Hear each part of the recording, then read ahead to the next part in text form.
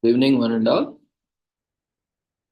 We welcome you all to the International Conference on Social Work and Sciences, Shared Future for Transformative Change, Harmonious Coexistence, Nature, Environment, Indigenous Wisdom, Diversity, Inclusion, and Sustainable Development 2024.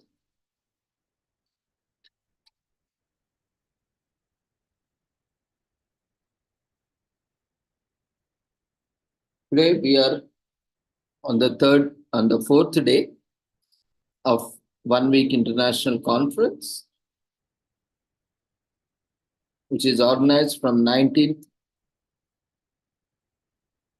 March till 26th March 2024, daily from 6 p.m.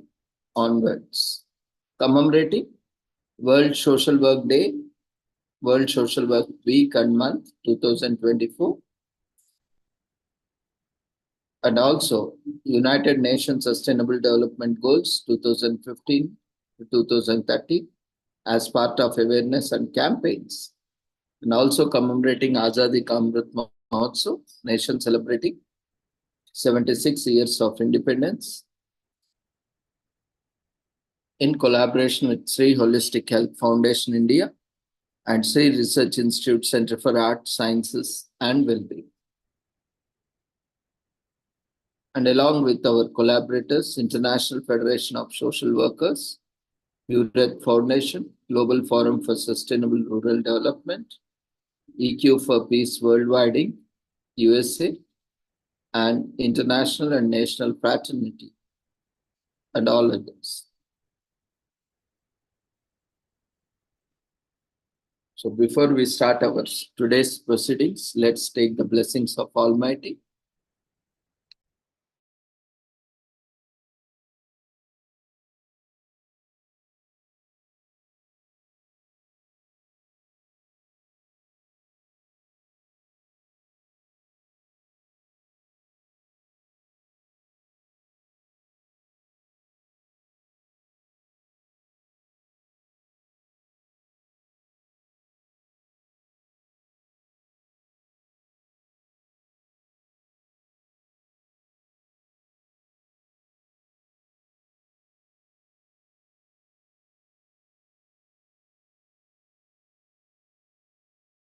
कुरुत्वं कल्याणम् आरोग्यं धनसम्पदः शुभं कुरुत्वं कल्याणम् आरोग्यं धनसम्पदः शत्रुबुद्धिविनाशाय दीपज्योतिर्नमोऽस्तुते दीपज्योतिर्नमोऽस्तुते शुभं कुरुत्वं कल्याणम् आरोग्यं धनसम्पदः शुभं कुरुत्वं कल्याणम् आरोग्यं धनसम्पदः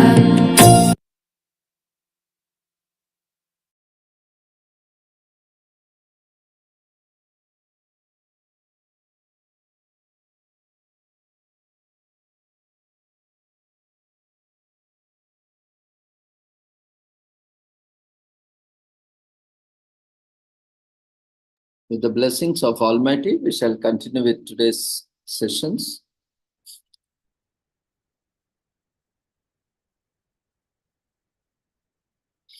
As per today's schedule, we'll call the presenters and then we'll move on to the presenters available on the platform.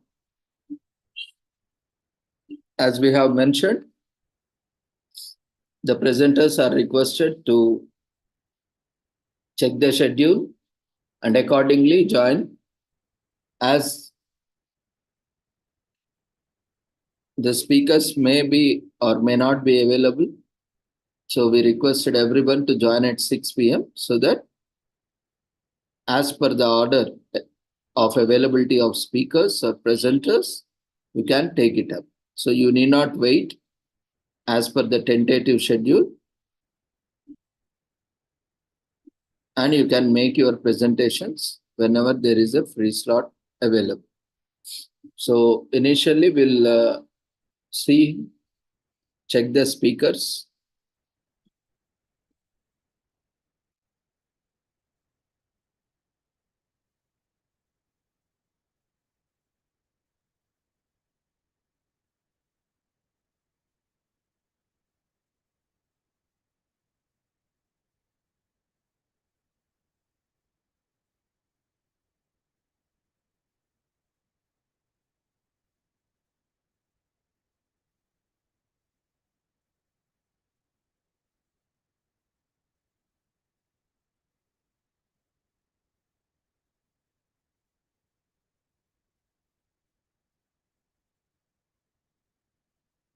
Okay, today, day 4,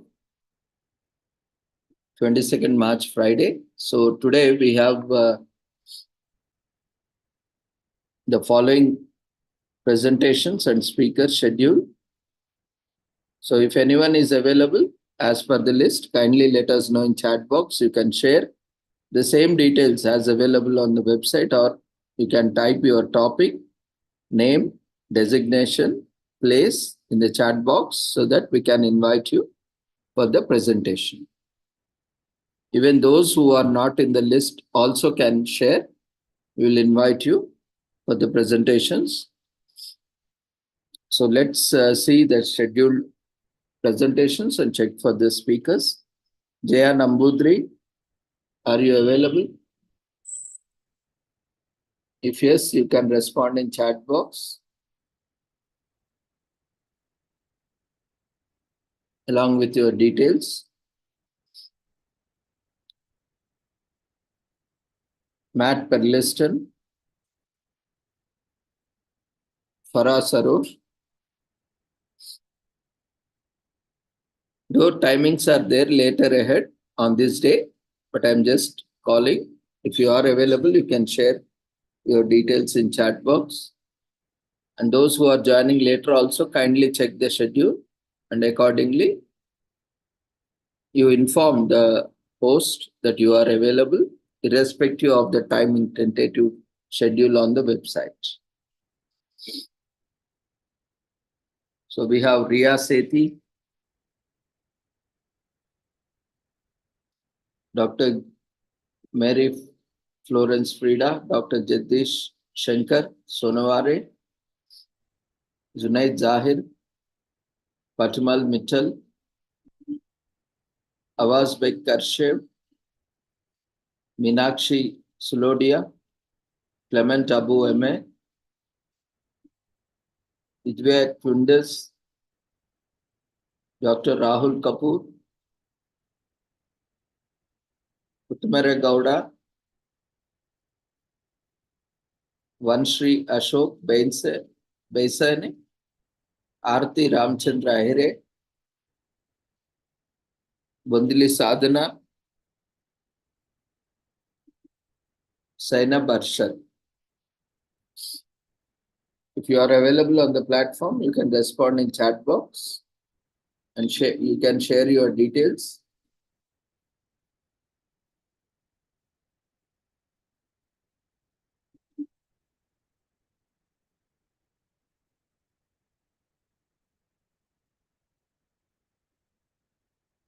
Priya Sethi.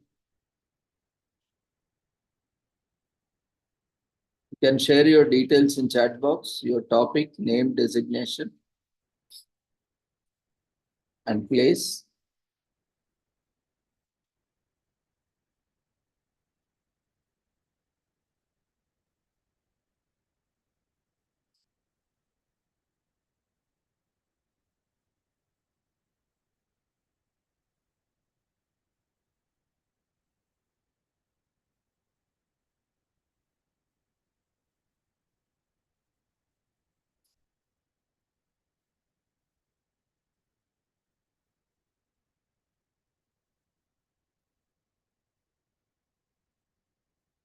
Okay, Riya Sethi. Okay.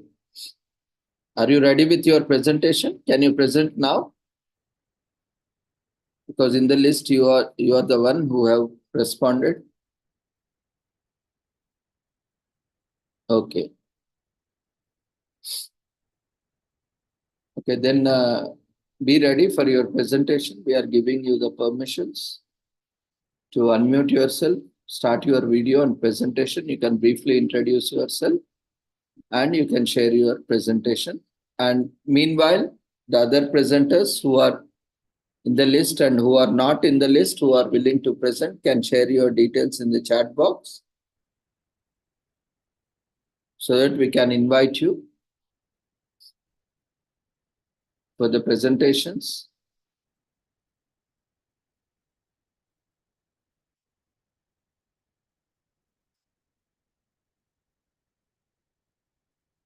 Yes, Abhina, you can share your details in chat box. After Riya Sethi, Meenakshi Sulodia will be presenting. Kindly be prepared.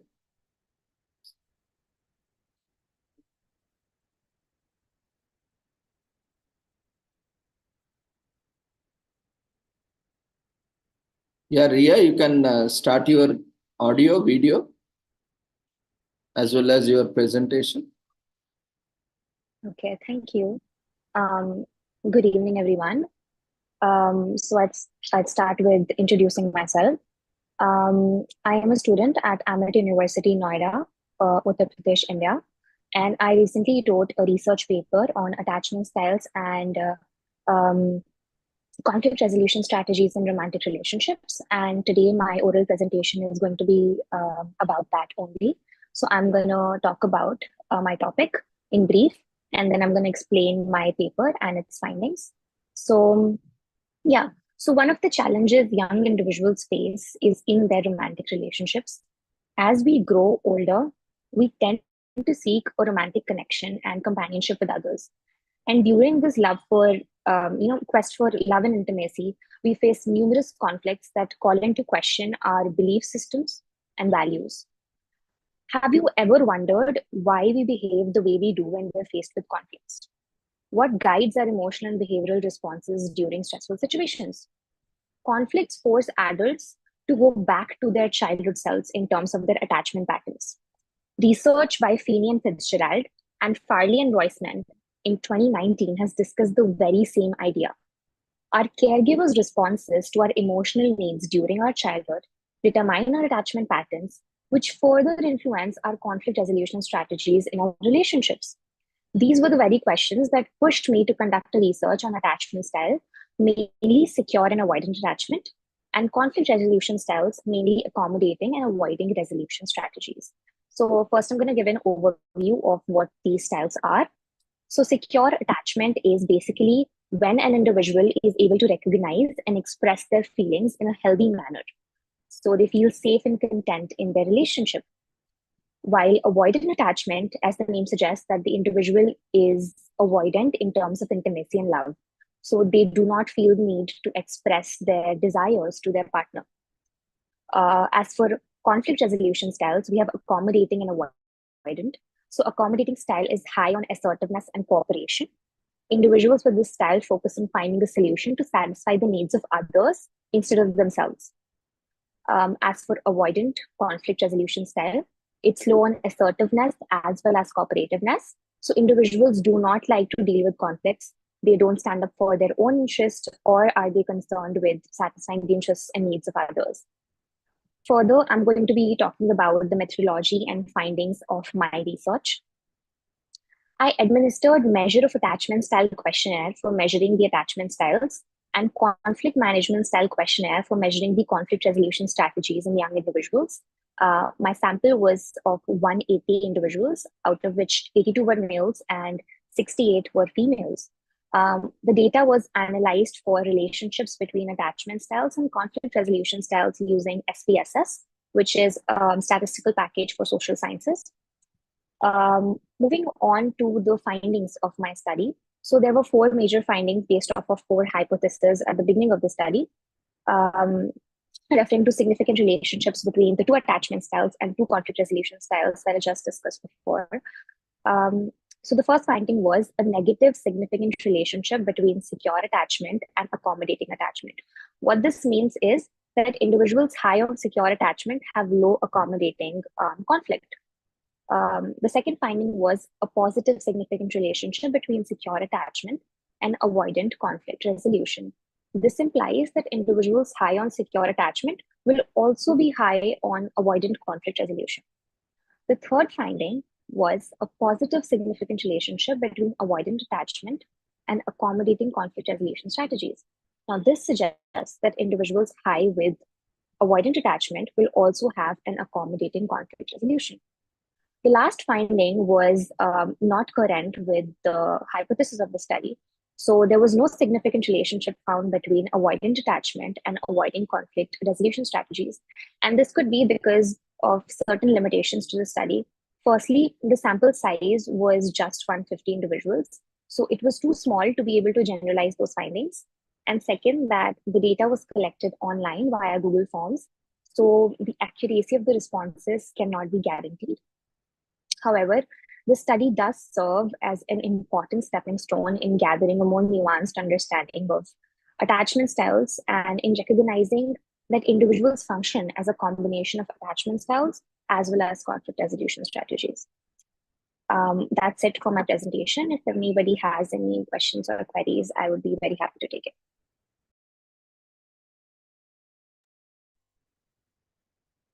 Okay, congratulations, Riyaseti. You had any PPT? We couldn't see any PPT, or it was oral presentation? It was an oral presentation. Okay, so very well done. Congratulations. Thank you. Thank you. Participants, if you have any queries, clarifications, suggestions, recommendations, you can unmute yourself and share, or you can use chat box.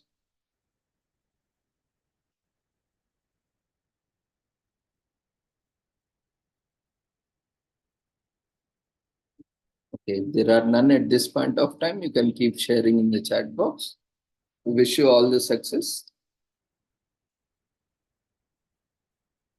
So we'll move on to our next presenter for the day.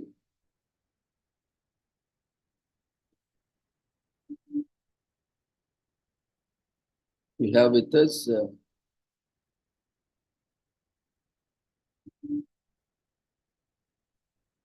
Meenakshi Sulodia.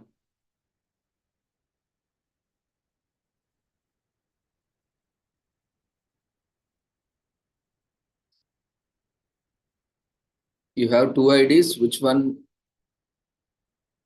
you are going to use for your presentation?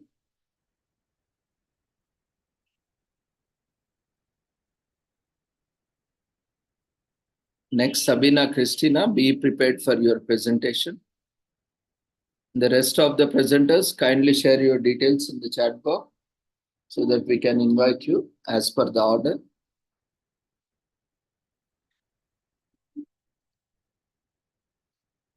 Meenakshi, you can unmute yourself, start your video and presentation. Yes, sir.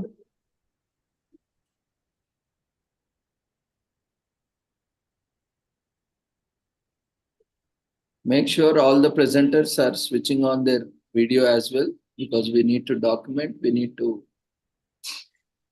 take snapshot. PPT share करना.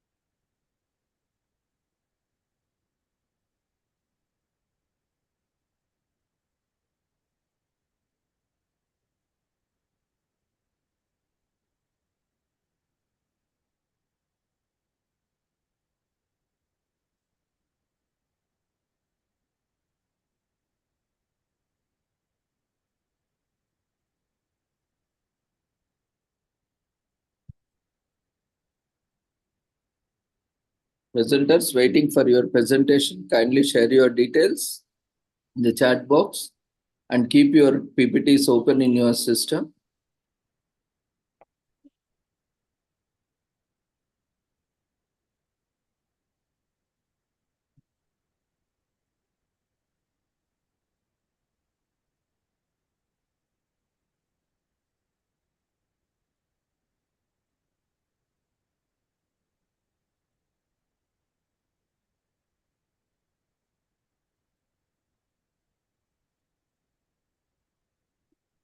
Maybe the third tab is already open now. You can check one.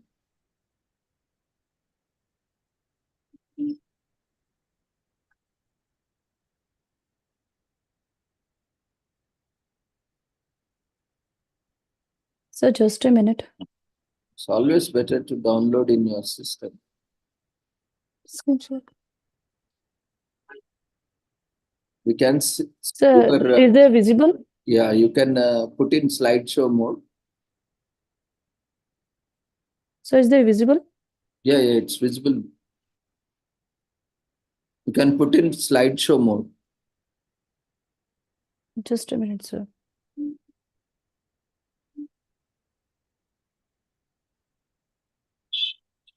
So all visible now? Good evening, sir. Good evening, everyone. Myself, Meenakshi Sulodia, Research Scholar Education, Jyoti Vidyapeeth, Women's University, Jaipur. So topic is understanding the impact of mobile radiation on birds. Mobile radiations emanating from cell towers and electronic devices have raised concern about their potential impact on bird populations. This article examines the causes of mobile radiation exposure to birds, its implications on avian health and behavior, and purpose rescue strategies to mitigate these effects. In an increasingly connected world, the proliferation of mobile technology has led to the widespread deployment of cell tower and electronic devices emitting electromagnetic radiation. Concerns have been raised about the potential adverse effects of these radiations on birds, which rely on sensitive biological mechanism for navigations, communication, and reproduction. There are some many causes of mobile radiation exposure. So, birds are exposed to mobile radiation primarily through the proximity to cell towers, antennas, and high-density urban areas with extensive electronic infrastructures. Additionally, the widespread use to electronic devices such as smartphones and tablets contribute to ambient radiation levels in avian habitats.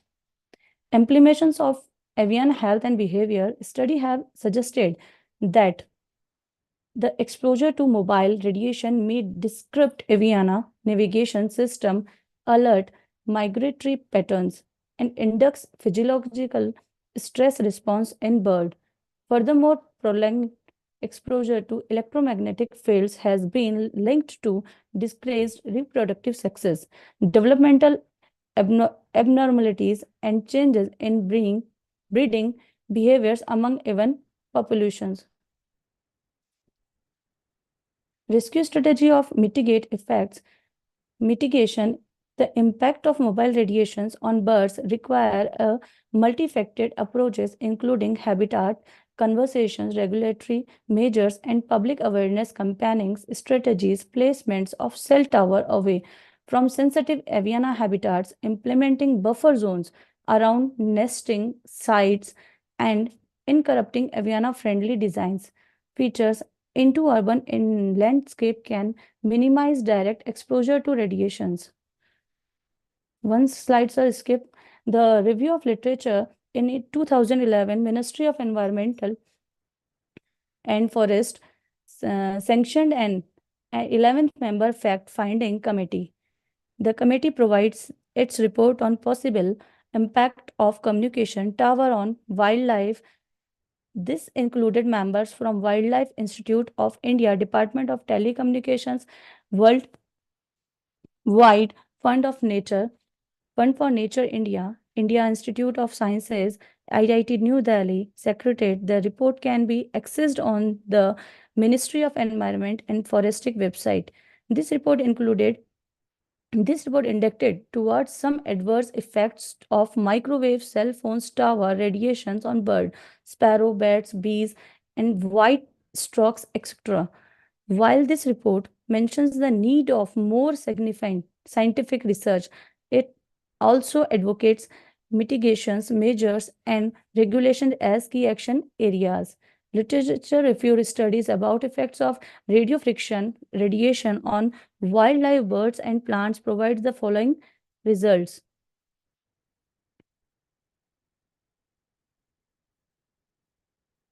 83% of the studies reviewed by Government of India, Ministry of Environment Forestry expert panel reported that high long-term exposure to radio frequency and electromagnetic fields has an impact on birds' insects and birds. 77% of studies reviewed by Government of India or Ministry of Environment Forest expert panel reported that the high long-term exposure to radio frequency and electromagnetic fields radiation has an impact on birds in 31. 75% of the wildlife 75% of the studies reviewed by Government of India and Ministry of Environment and Forestry expert panel reported that the high long-term exposure to radio frequency, electromagnetic fields, radiation has an impact on animals and rodents in 133.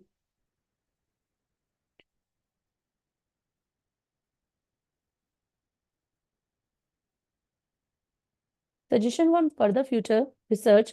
Further research should focus on conducting long-term studies to assess the cumulative effects on mobile radiation exposure on birds population, as well as developing innovative technologies for monitoring avian health and behavior in real time. Collaborative efforts between scientists, policymakers, and telecommunications industries are essential to address the emerging environmental challenges. And the conclusion is that the impact of mobile radiations on bird is a pressing environmental concern with far-reaching implications for avian health and ecosystem dynamic. By implementing protective rescue strategies and fostering interdisciplinary collaborations, we can mitigate the adverse effects of mobile radiations on birds population and preserve biodiversity for future generation. The key of this article is save the birds and save the ecosystem. Thank you, sir. Thank you very much for giving this opportunity for presenting my PPT. You have not switched on your video, ma'am. Sir, actually, camera is not working. If you check all these details, without that it would be again difficult. You need to email Yes, your sir. photograph along with your PPT. Yeah, okay. Then Okay, sir. your certificate will be issued. And make sure to all the speakers, those who are presenting, you need to switch on your audio as well as video, because that is the evidence that you have presented here. Because entire sessions are being recorded and live streamed. So ensure that your device video is working and audio is also working properly. This is the first time you are presenting, ma'am? Yes, sir. Online is first time. Okay. So this is a very good topic. In fact, a lot of research can be taken up. That Yes, is one thing, and you have very well presented. But PPT, coming to PPT, you should not put the entire paragraphs like that. You should take main points and put on the PPT. Yes, sir. And then explain. Yes, sir. You should not read always, many people do. It's not just you, but many people just go on reading the PPT. That is not a good thing to do. PowerPoint itself says we need to have some points which have, powerful points on the slides, and then explain those points. Okay, sir. So this is my first time. Yeah. That's why I was asking you. So next time onwards, what you can do is you can have some handouts with you in your hand. Okay. You can write some points where you can remember. You can have some keywords on the slides or somewhere with you. And by looking at the point, you should be able to recollect and explain it. Okay, sir. I will do, sir. And also try to include some case studies whenever possible, where the study has been done and what kind of impact it has shown, and what can be done to prevent that. We cannot prevent using technology. So there might be something that can be done to minimize the impact. So you can focus on that from next time onwards. Otherwise, it is. Okay, sir. Thank you, sir. Congratulations. Thank you, sir. So you can stop sharing your screen.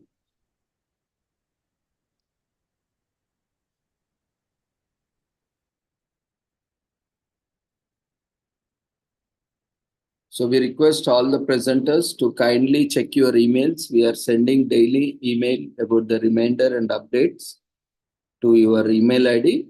Kindly keep checking. If you are unable to find, maybe check in your bulk mail or spam and mark it as not spam or not bulk. And also add our email ID to your contacts so that you won't miss any important updates. And we will be also sharing the feedback form in the Zoom platform as well as on the website, and we'll also be sending a link to your email address. So all the presenters and participants have to fill up the feedback form. Then only you'll be getting certificates, and the feedback form will be shared at the end of the conference. That is after 8 days. That is on the 8th day on valedictory, after valedictory session, we'll be sharing. Those certificates are issued on a day-to-day basis, but the feedback form will be issued on 8th day. So don't keep us sending messages. We have not received certificate like that.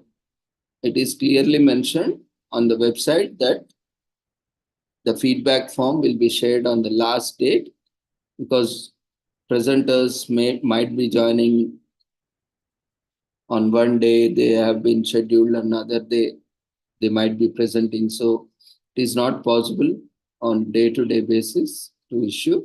So after all the sessions, the feedback form will also have the list of presentations along with presenters, and it will also take feedback on each session, each presentation.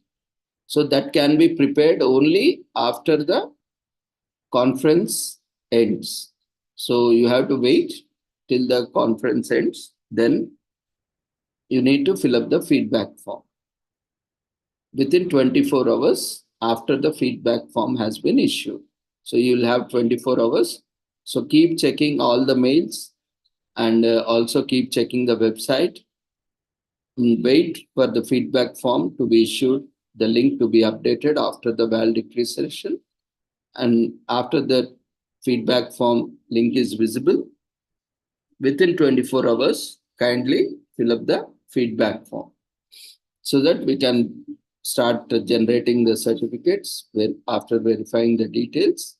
And make sure you are filling up all the details correctly as you enter, small case, uppercase, sentence case, however your names or titles, topics, or your designation or place, however you would like to appear on the certificates, make sure you are entering them incorrectly. As you enter, it will be displayed on the certificate. So don't do any mistakes over there, because we cannot reissue certificates. Everything is done automatically.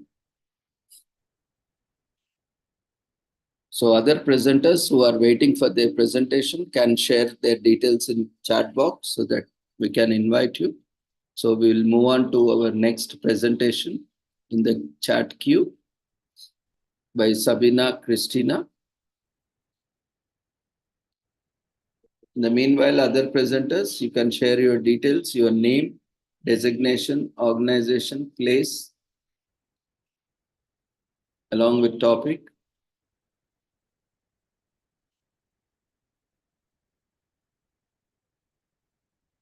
Sabrina, you have two IDs. Which one you would like to use? Kindly use chat box.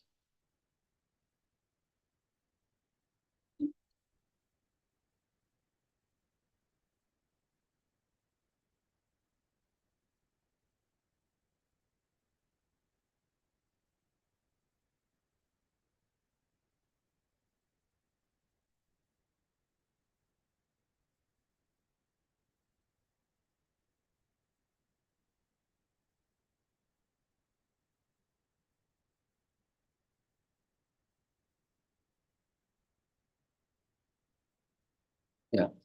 Now you can unmute yourself, start your video and presentation with your brief introduction.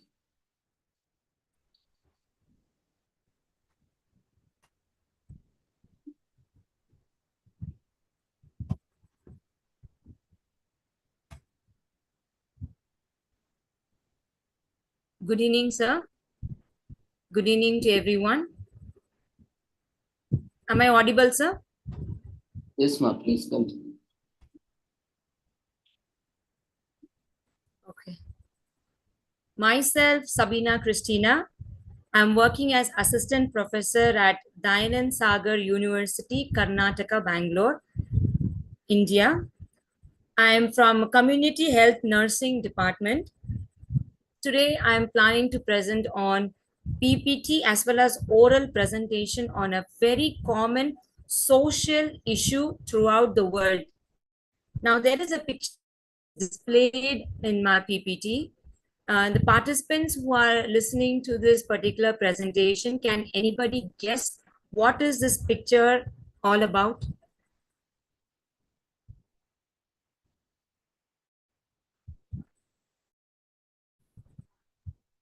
Dear participants, feel free to unmute yourself and respond, and immediately mute yourself after your response.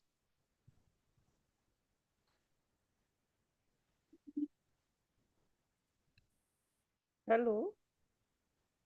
These are old. Yes, Madam Divjot. These are old person. Old people. Okay. People in Okay, so it's a picture of an old people. They are happy. Ma'am, your volume is very low. They are very happy. Okay. Okay. Are they happy or sad, ma'am? They are happy. They're happy. Now I have another picture which is displayed. Body language shows the person is sad. Sad. Okay. Thank you so much, Madam Divjot. So today my topic is all about geriatric care, and the social issue that I'm planning to speak on is how the geriatric people are neglected in the society. So that's my topic on neglected care of the geriatric. Now, I'm planning to do a study on this. So this PPT is mainly prepared on the basis of presentation and the future study to be done on this. There are many types of elderly abuse that happens throughout the world. Now, over here, there are 7 types which are highlighted as emotional or psychological abuse, neglect, abandonment, financial abuse, and self-neglect. Over here, if you take up, there are 2 points which I am covering in today's topic, that is talking about neglect and self-neglect. These are the 2 points that I'll be covering in today's topic. And overall, in World Health Organization, June 15th is being taken as World Elderly Abuse Awareness Day, which means throughout the world, the elderly abuse is very common, which is a anti-social behavior of each and every one who are involved in this particular problem.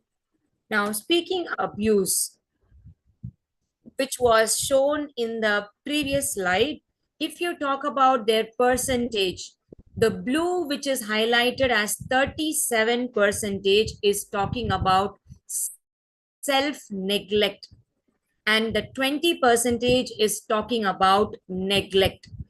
So overall, if you take up, there is maximum of 57% abuse which is happening in elderly, which is related to neglect related topic.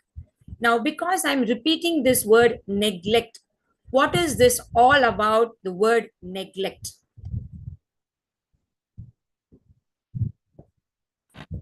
Actually, What is neglect all about? neglect means not taking care of their well-being. Thank you, Mr. Pradeep. So neglect, yes, not, it might be the person themselves are not, which means self-neglect, and other not taking care of them, which is neglect. So then, Divjot, I just saw a thumbs up from your end. Would you like to share something?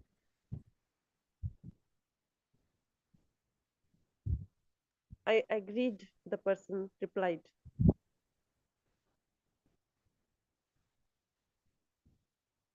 Okay, thank you, ma'am.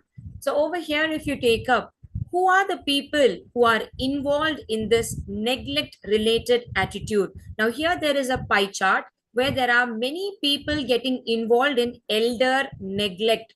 But among all these categories, the maximum category of 40 percentage is from their own children. So children are the people who are a main role player when it comes to neglecting of their own parents. Now, when I went through this particular pie chart, it was really disturbing to know that how can a own blood neglect their own blood? So there are many reasons which are getting involved in this particular topic, like, and the reasons of neglect and how can children play a role on neglecting. So that's what we're going to focus. So neglect, if you take up, it can be even for children, but my topic is on elderly, how they're neglected, what is that is getting neglected, and how can we prevent that neglect which is happening to the elderly, is what I am going to focus as a social issue. And as parents, some people are still with parents. If we are doing it intentionally or unintentionally, we need to avoid point that we are not involved antisocial behavior which are on daily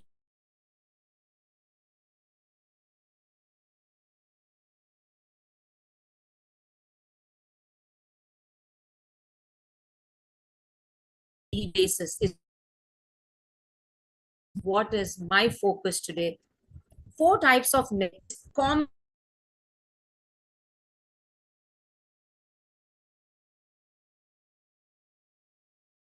It is the physiological needs, the functions which is not where parents money is being misused by their children. They have a feeling that it's my mom who ask, is the attitude what most of the which cause the financial neglect for the elderly, emotional neglect, which means psychologically not understanding what kind of emotion cross and above, and where there is chances of neglecting the emotions that the parents throw up to know actually what they want to share with their child. And the last and a very common, when they're put in any old age homes, or what we can say it's like ashrams, or might be a care center where the medical needs of the elderly is not met, which is called as a medical neglect. Many more are there, but these four are the very common neglect which the research is being done, and they've also proved that it is out the world. Now, what are the basic needs that a senior citizen or an elderly require? The mobile. Now, as we all know that we have seen our parents grow in front of us, there are few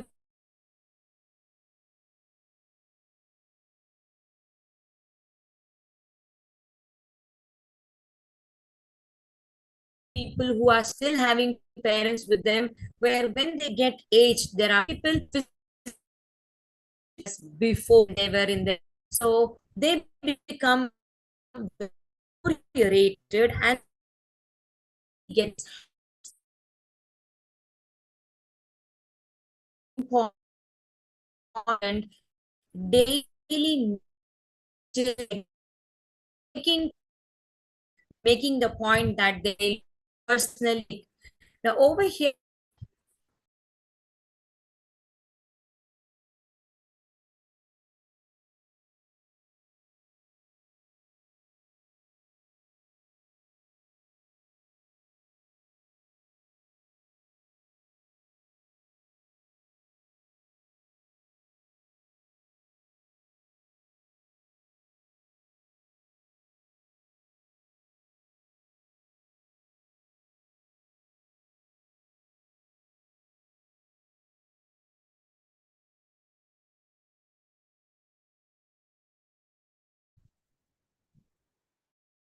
Sir, am I audible? Yes, ma'am, but your PPT is not visible. You got disconnected. Okay. I think I lost the connectivity, sir. Ah. Okay. Then start sharing again.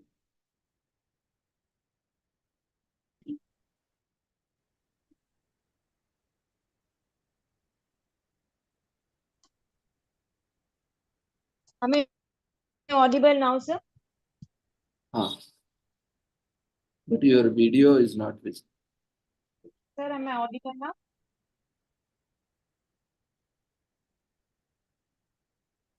You are using two devices. Kindly use only one device.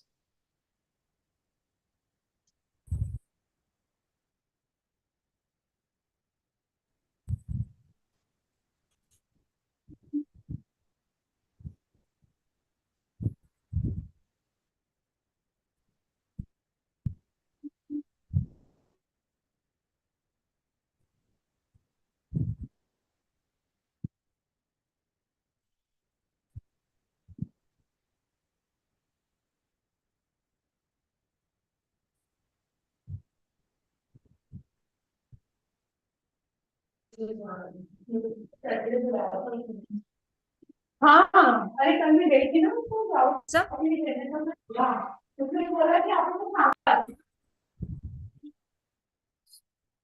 Yeah, you can continue, ma'am.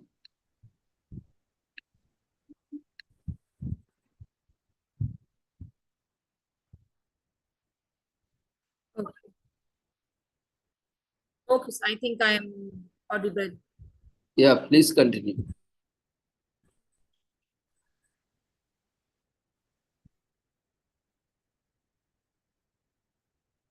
So getting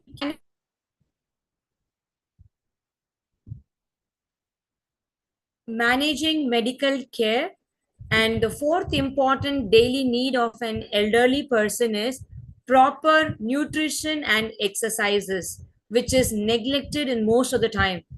In one of the research, it was read that they feel because a person is getting older, the need of their nutritional supply should be used, and people started avoiding giving foods to the old people, thinking that they are old and why do they need nutritious food anytime they might be taken away. So on the basis of this was a attitude which was seen in Egypt area, where people were ignoring giving nutrition to the elderly people, and this was causing nutritional issues. So proper nutrition needs to be considered as one of the daily need of an elderly, and engaging them in activities because they might be nobody is there to involve them in activity, nobody is there to talk to them, so they might feel that they're ignored. These that an elderly support never be neglected on any basis. Overall, if you take up how that an elderly is a neglected person or they've been abused by someone. Now, the basic symptoms that we need to look in an elderly person is most thing is dehydration.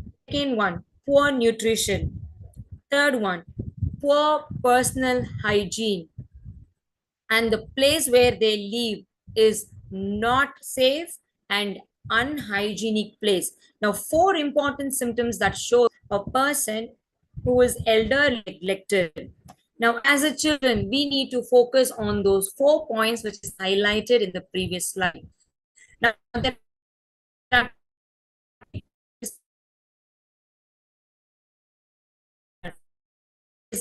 person is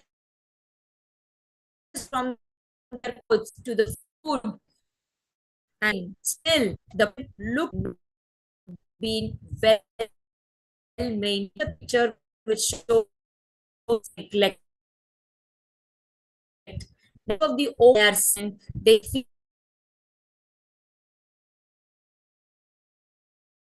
feel that they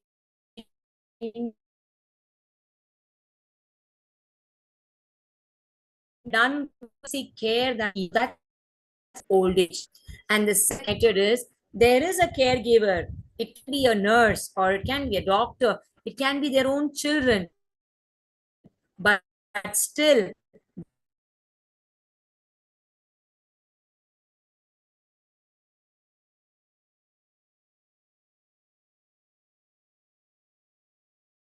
the look. Now this care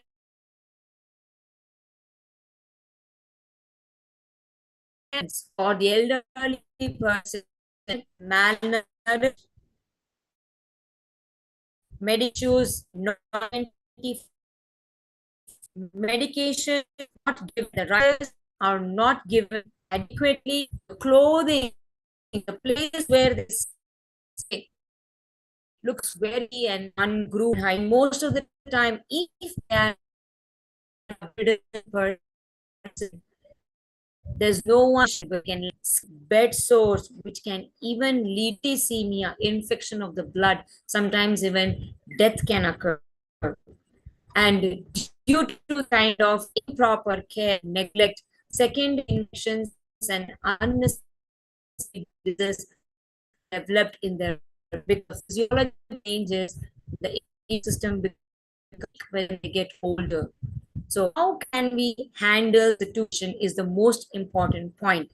Due to these particular issues, it can hygiene related issue. How can we, if it is extreme case where children not handle a parent home, in that case, they need to make a point that they send them to a very well assessed wing or a nursing home. Now, before they send them to those kind of places, the children personally need to go and check if that place is a comfortable place for the parents to be put in. Now, this is an option which is taken as a last option, but in most of the cases, it becomes the first option because they feel the parents are unhandled at home. The second important way how they can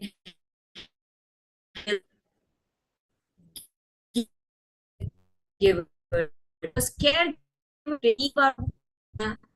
lot taken caregivers can get stressed.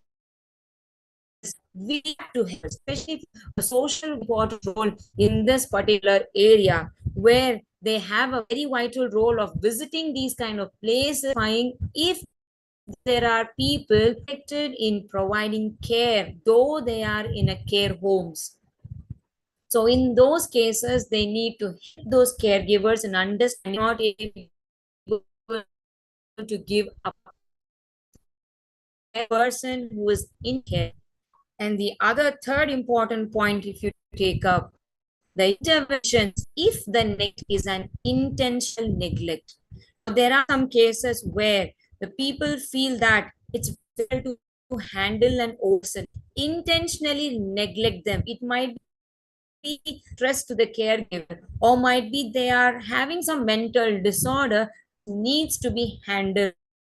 Now, in case, instead of giving a teaching to the old people, the caregiver needs to be focused. The caregiver needs to be given counsel issue that she is intentionally elderly person. These ways how we can provide care to the elderly person.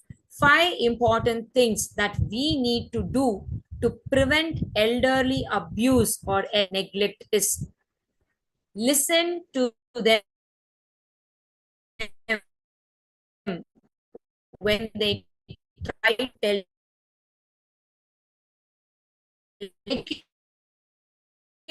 to know what the symptom that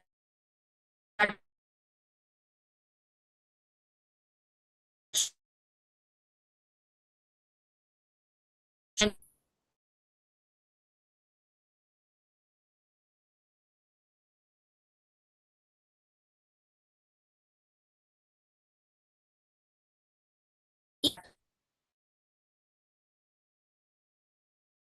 they are the Your voice is breaking, ma'am. I think a lot of network connection.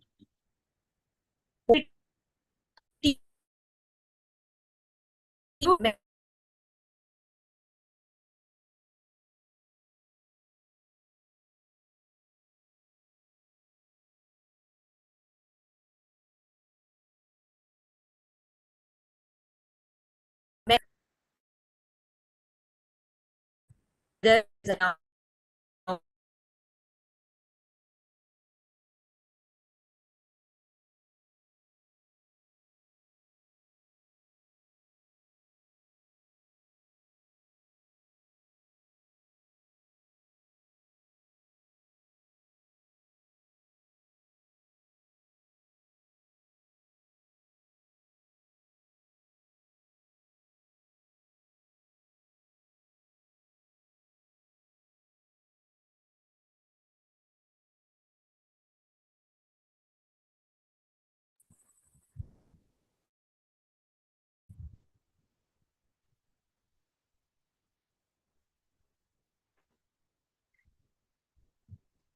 to summarize the content that I'm speaking about is the word elderly.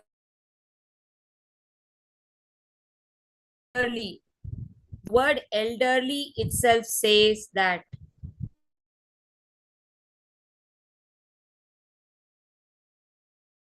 listen, D for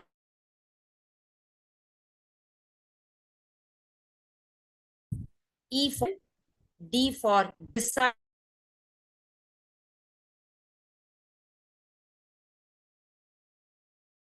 decide to call out for help with the name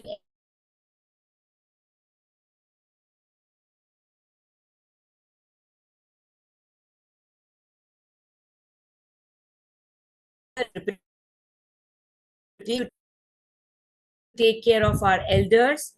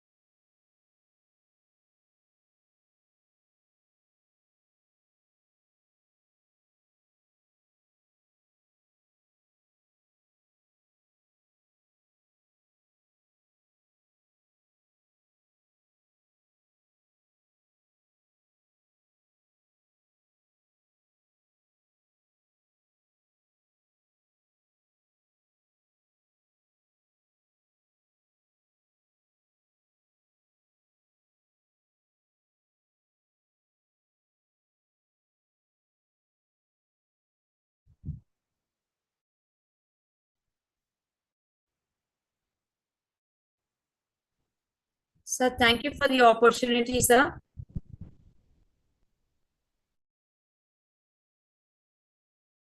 I think the network is too poor on my end.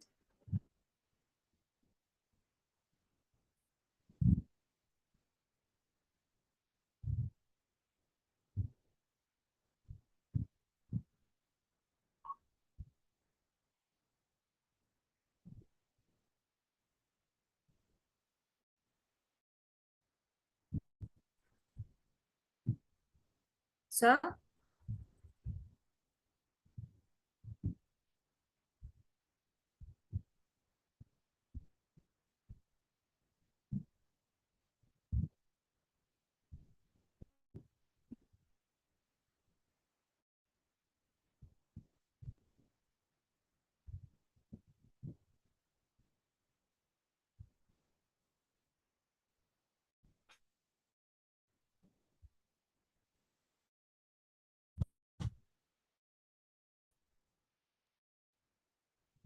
Congratulations, ma'am. There is a lot of technical lag, some technical issue, I think, from your side. So, very well presented. Sorry, it was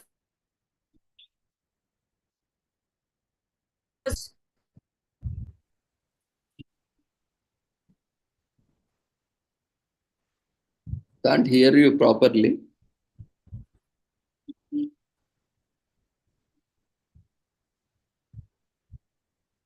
So anyway, this is also one of the important topics now. Geriatric population is growing. The lifespan has increased. Thank you, sir. With the help of, the medical and healthcare and the opportunities provided for extended living.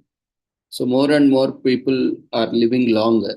And as they are living longer, they also need a lot of care associated in various domains of health like physiological, psychological, social, emotional, financial, economical. And, often the important major factor is still we see, especially in traditional families in India, though outside it is different in Western countries and all, once they reach 16, 18, they are thrown out of their homes. I mean, literally, they are more independent and they no longer are dependent on their parents. So we see that's why, a lot of teenage pregnancies and all sort of things. In US, it is widely the most common problem is teenage pregnancies. They feel themselves very independent and, they detach themselves from the parents and they try to live independently. Of course, there are always the positives and the negatives.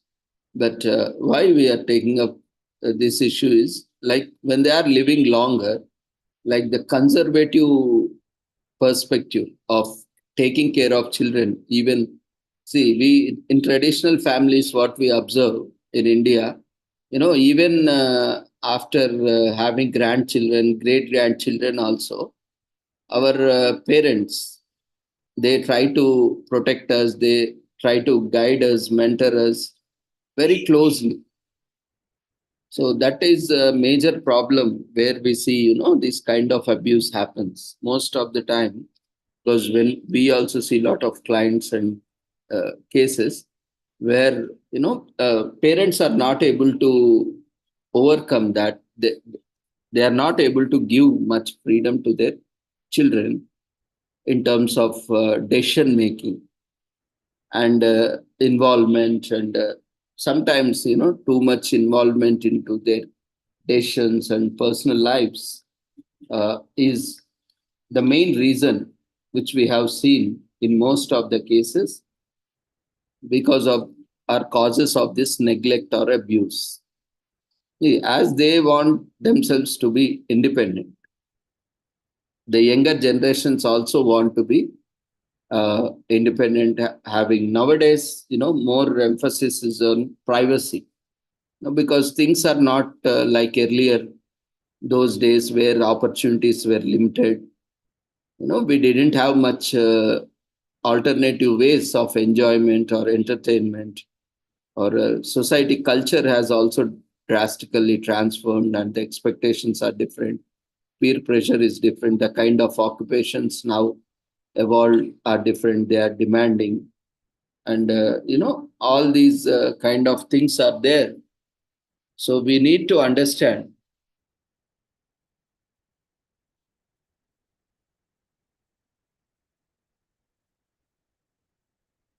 we need to understand that these kind of issues are more widely, focused, or these are the major issues of concern, where if there is a balance, then the issues pertaining to these are more or less easily managed. Otherwise, what is happening? We are seeing, even after, to some extent, it's good, but when it is done beyond the extent, like even after, trying to control children in each and every aspect, even after children or even after grandchildren, that always creates, a tug of war between these generations, what we call generation gaps. And we need to give privacy. Of course, we all make mistakes. We all keep learning. But even the kind of communication is also very important between generations and generations. We need to respect. At the same time, we need to provide information. Basically, if we guide them, we need to do mentoring. We need not, keep them controlling. Controlling is no more, a correct way of parenting now. The correct way is like informing them, to informing them, providing various, opportunities or various ways, various perspectives of understanding the situation and coming up with various solutions is the right way.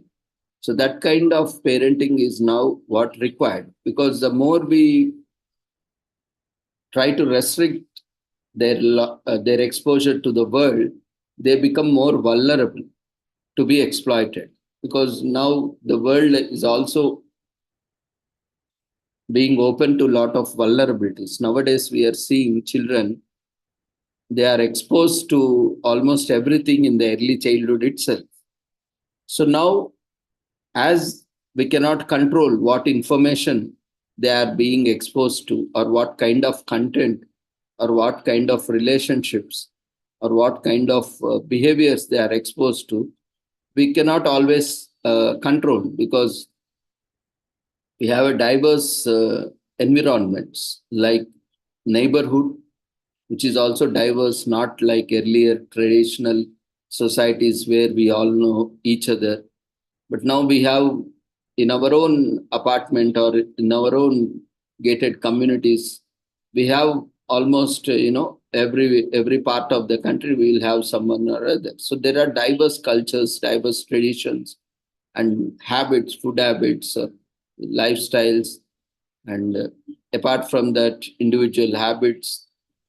And all these also playing a great role in forming their personalities and also their choices and preferences. And definitely, when there is a generation gap from that generation to present generation to future generation, the expectations and the times they have lived, and there is always difference. So unless and until, we are unable to bridge this gap and let the younger generations have their own space, time, and being mentored by elders and allowed to take their own decisions, so these kind of problems are going to be there. So this is what widely observed, as per my observation, personal observation, and also shared by my friends and colleagues. This is major thing that is happening. There are other things like, after getting married and they are moving away. And nowadays, because of employment at different places, they are left alone. And because of this rat race, we are very much occupied with so many things. We don't have enough time to spend with our own children. And when our parents are living somewhere else, it is difficult, in that context where I'm talking about a context where you cannot spend time with your own children, taking care of your parents or family members who is living elsewhere out of the town in other cities becomes quite challenging. So in these cases also a lot of abuse happens, and even the caretakers also we see a lot of abuse happens, and most of the cases crimes also being committed, at various places. What we see, these robberies are, and a lot of crimes, abuse is being committed on these elderly families or elderly couples or elderly who stay alone without any children, without any support. So one thing, though, of course, it is not welcomed or invited, but nowadays we feel in such cases, not in all cases, in such cases where children are not able to directly take care of their parents. Nowadays, these rescue, these homes especially, nowadays we are getting old age homes, and we are also having these senior citizen homes. They are like, flats and apartments with all the star facilities, and also the, basic facilities also. It depends on how much you can afford or how much you can spend. Now we are coming up with, senior communities, senior living communities, senior citizen communities, where, such citizens are taken care of. Like they provide all the security under CCTVs, and they have a doctor, even a counselor, and a physiotherapist, and even a yoga master, and all such facilities are there, which no longer, it looks like an old age home, though it is still away from children, but that kind of facilities are coming up where, they can live happily and safely without much abuse. But again, comparatively with the traditional facilities, this is a little bit costlier because of the resources involved. See, no one can really offer everything for free, because they also need to survive. At the end of the day, they need to feed themselves, they need to feed their families, and they need to take care of their well-being and their children's education. And they also want to always come to a higher strata of the society. So nowadays, things have become costly, not like earlier. So everything needs to be paid. So in that context, sometimes, these kind of homes are really becoming much affordable. At the same time, depending on the services, bit costlier on other side. It all depends on the facilities. So this is another way or another perspective where we can look into for reducing these kind of abuses. One thing is, the kind of control exercised by the elders, that should be minimized. It should be like, wherever, whenever it is required, they should be exercised. Otherwise, they should be limited. Otherwise, these kind of issues keep coming up, and wherever, whenever there is no such opportunity to personally take care, there these facilities should be utilized. And another concept is also widely catching up, that a group of senior citizens coming together, establishing a community where they are staying together like a cooperative. That is also one good thing that is also coming up. But we should not, we should never, in fact, dispose our responsibilities. As long as they are alive, either they may be parents or family members, we need to take care of them. And parents also, parents or grandparents, they should also understand that now this, especially these generations or these situations are not like older thing. Even both the family members, in fact, are working and they have their own challenges at workplace and at home. So things have changed quite a lot.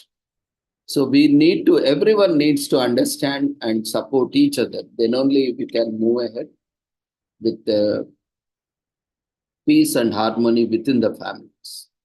So, of course, this is also the area where social workers, counselors, psychologists, health workers can play an active role.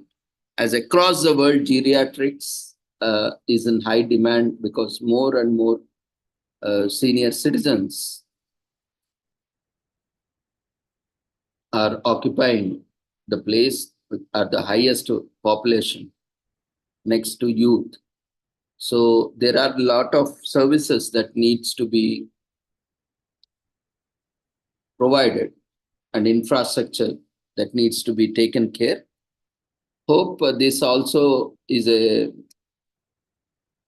this avenue is also a promising for future employment, self-employment and employment.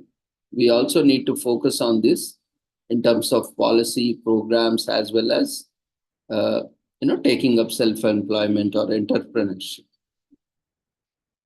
And very well presented. Congratulations.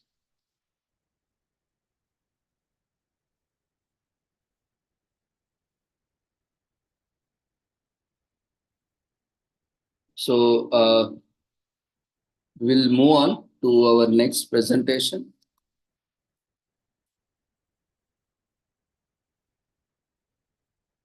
We have with us our good friend,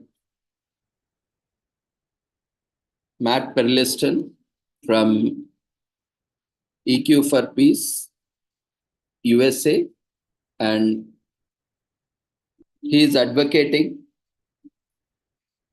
emotional intelligence since 4 decades, more than 40 years worldwide. He is training and he is actively involved in promoting emotional intelligence. And he is also very active on our platform by regularly disseminating information and training us on different aspects of emotional intelligence. So today we once again welcome you.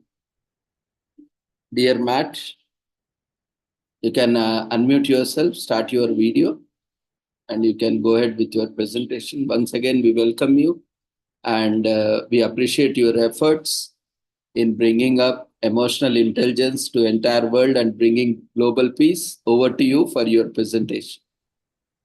Thank you. Well, thank you, Dr. Ravindra. I appreciate it. I'm glad to be here, and thank you all for caring and for wanting to make the world a better place, emotionally and every other way. So thank you for having me. We have a couple. We have 3 or 4 speakers actually in our group. One, John Aziebo, spoke yesterday from Nigeria. I'm talking now. Farah Sarash is speaking right after me. Jayan was right before me, and we're trying to create a network of people around the world that care and that are trying to make things better and to educate us on, especially on emotions. So that's what we're working on. Again, thanks for having me. I will start sharing my presentation. Let me know if you can see the PowerPoint. Yeah, it's visible. Please continue. Yeah, good. All right.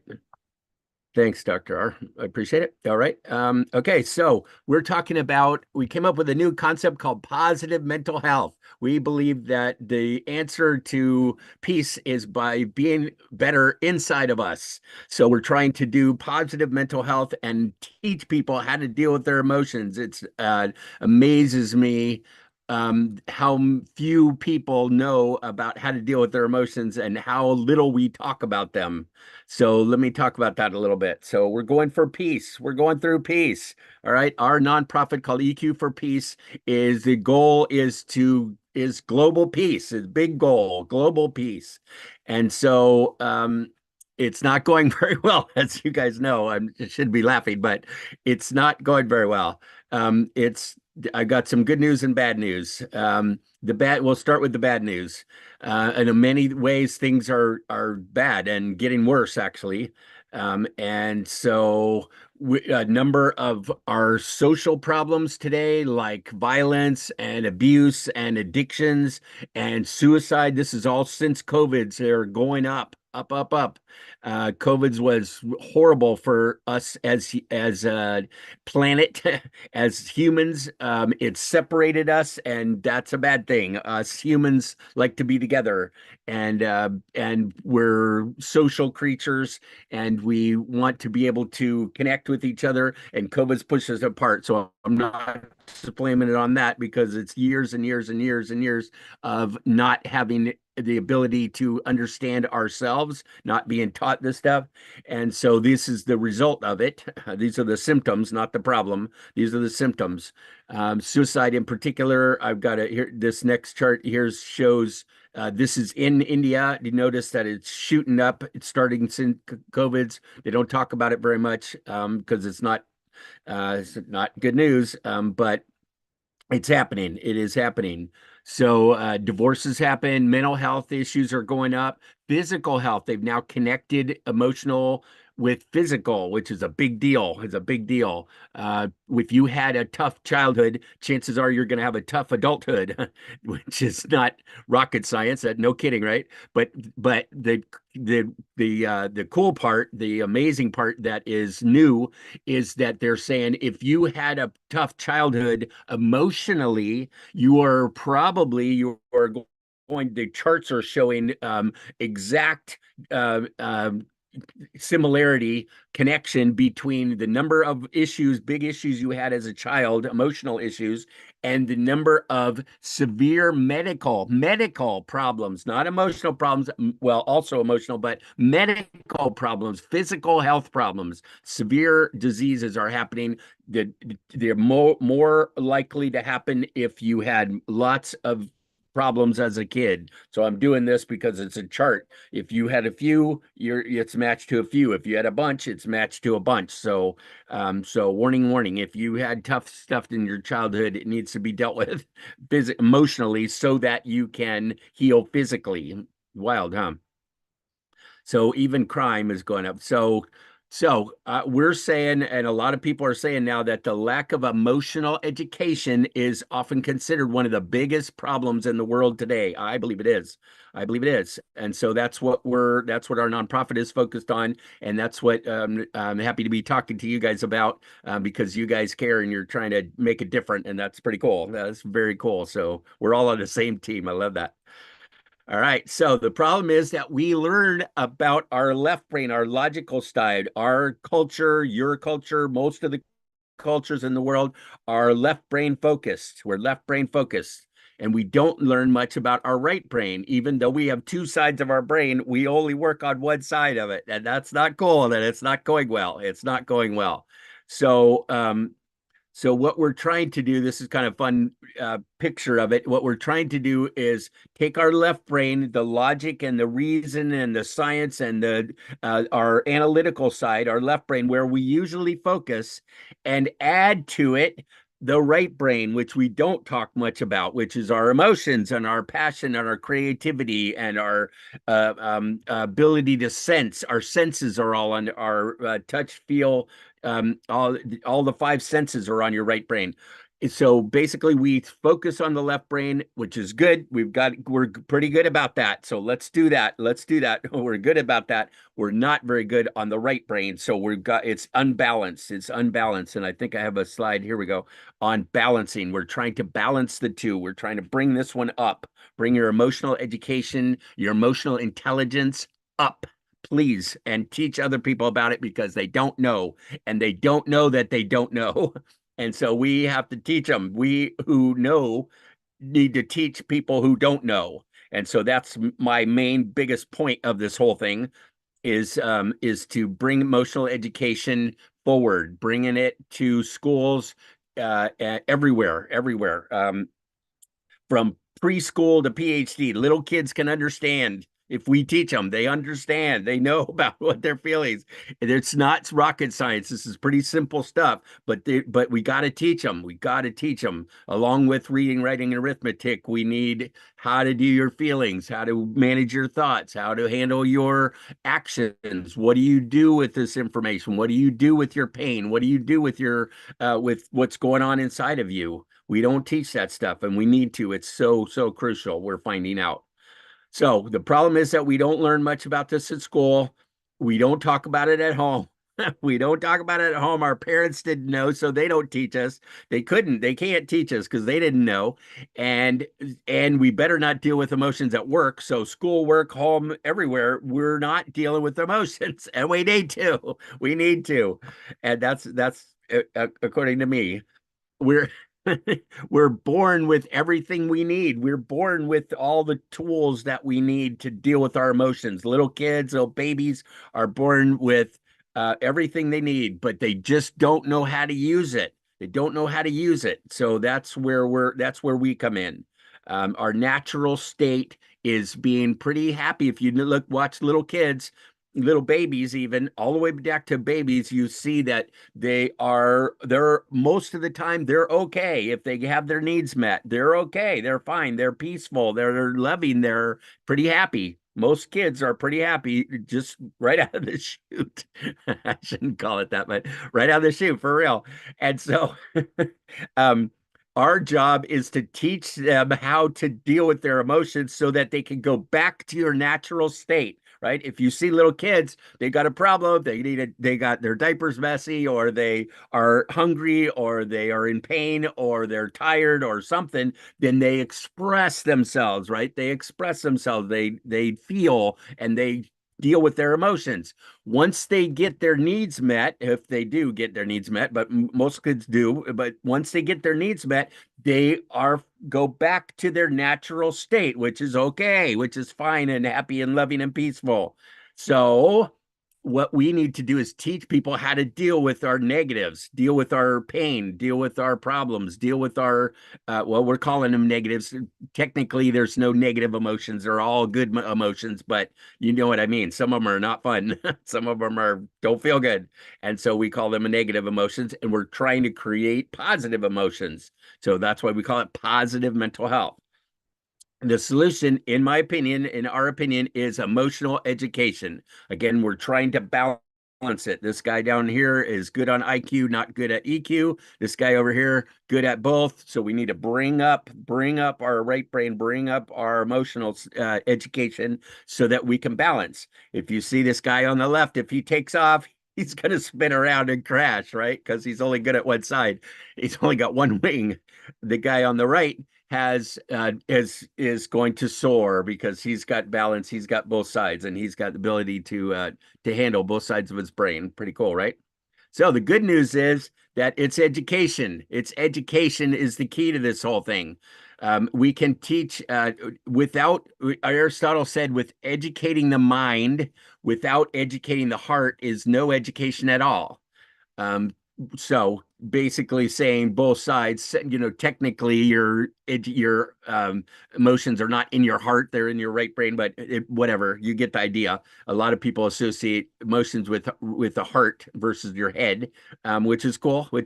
In fact, if you look at it, like for me, I keep my sadness and some of my pain and stuff in my heart, and so it's real. But anyway, the idea is emotional education, and where we're going with this is peace. We're going for peace. So I'm trying to find the right slide here because I got them mixed up here.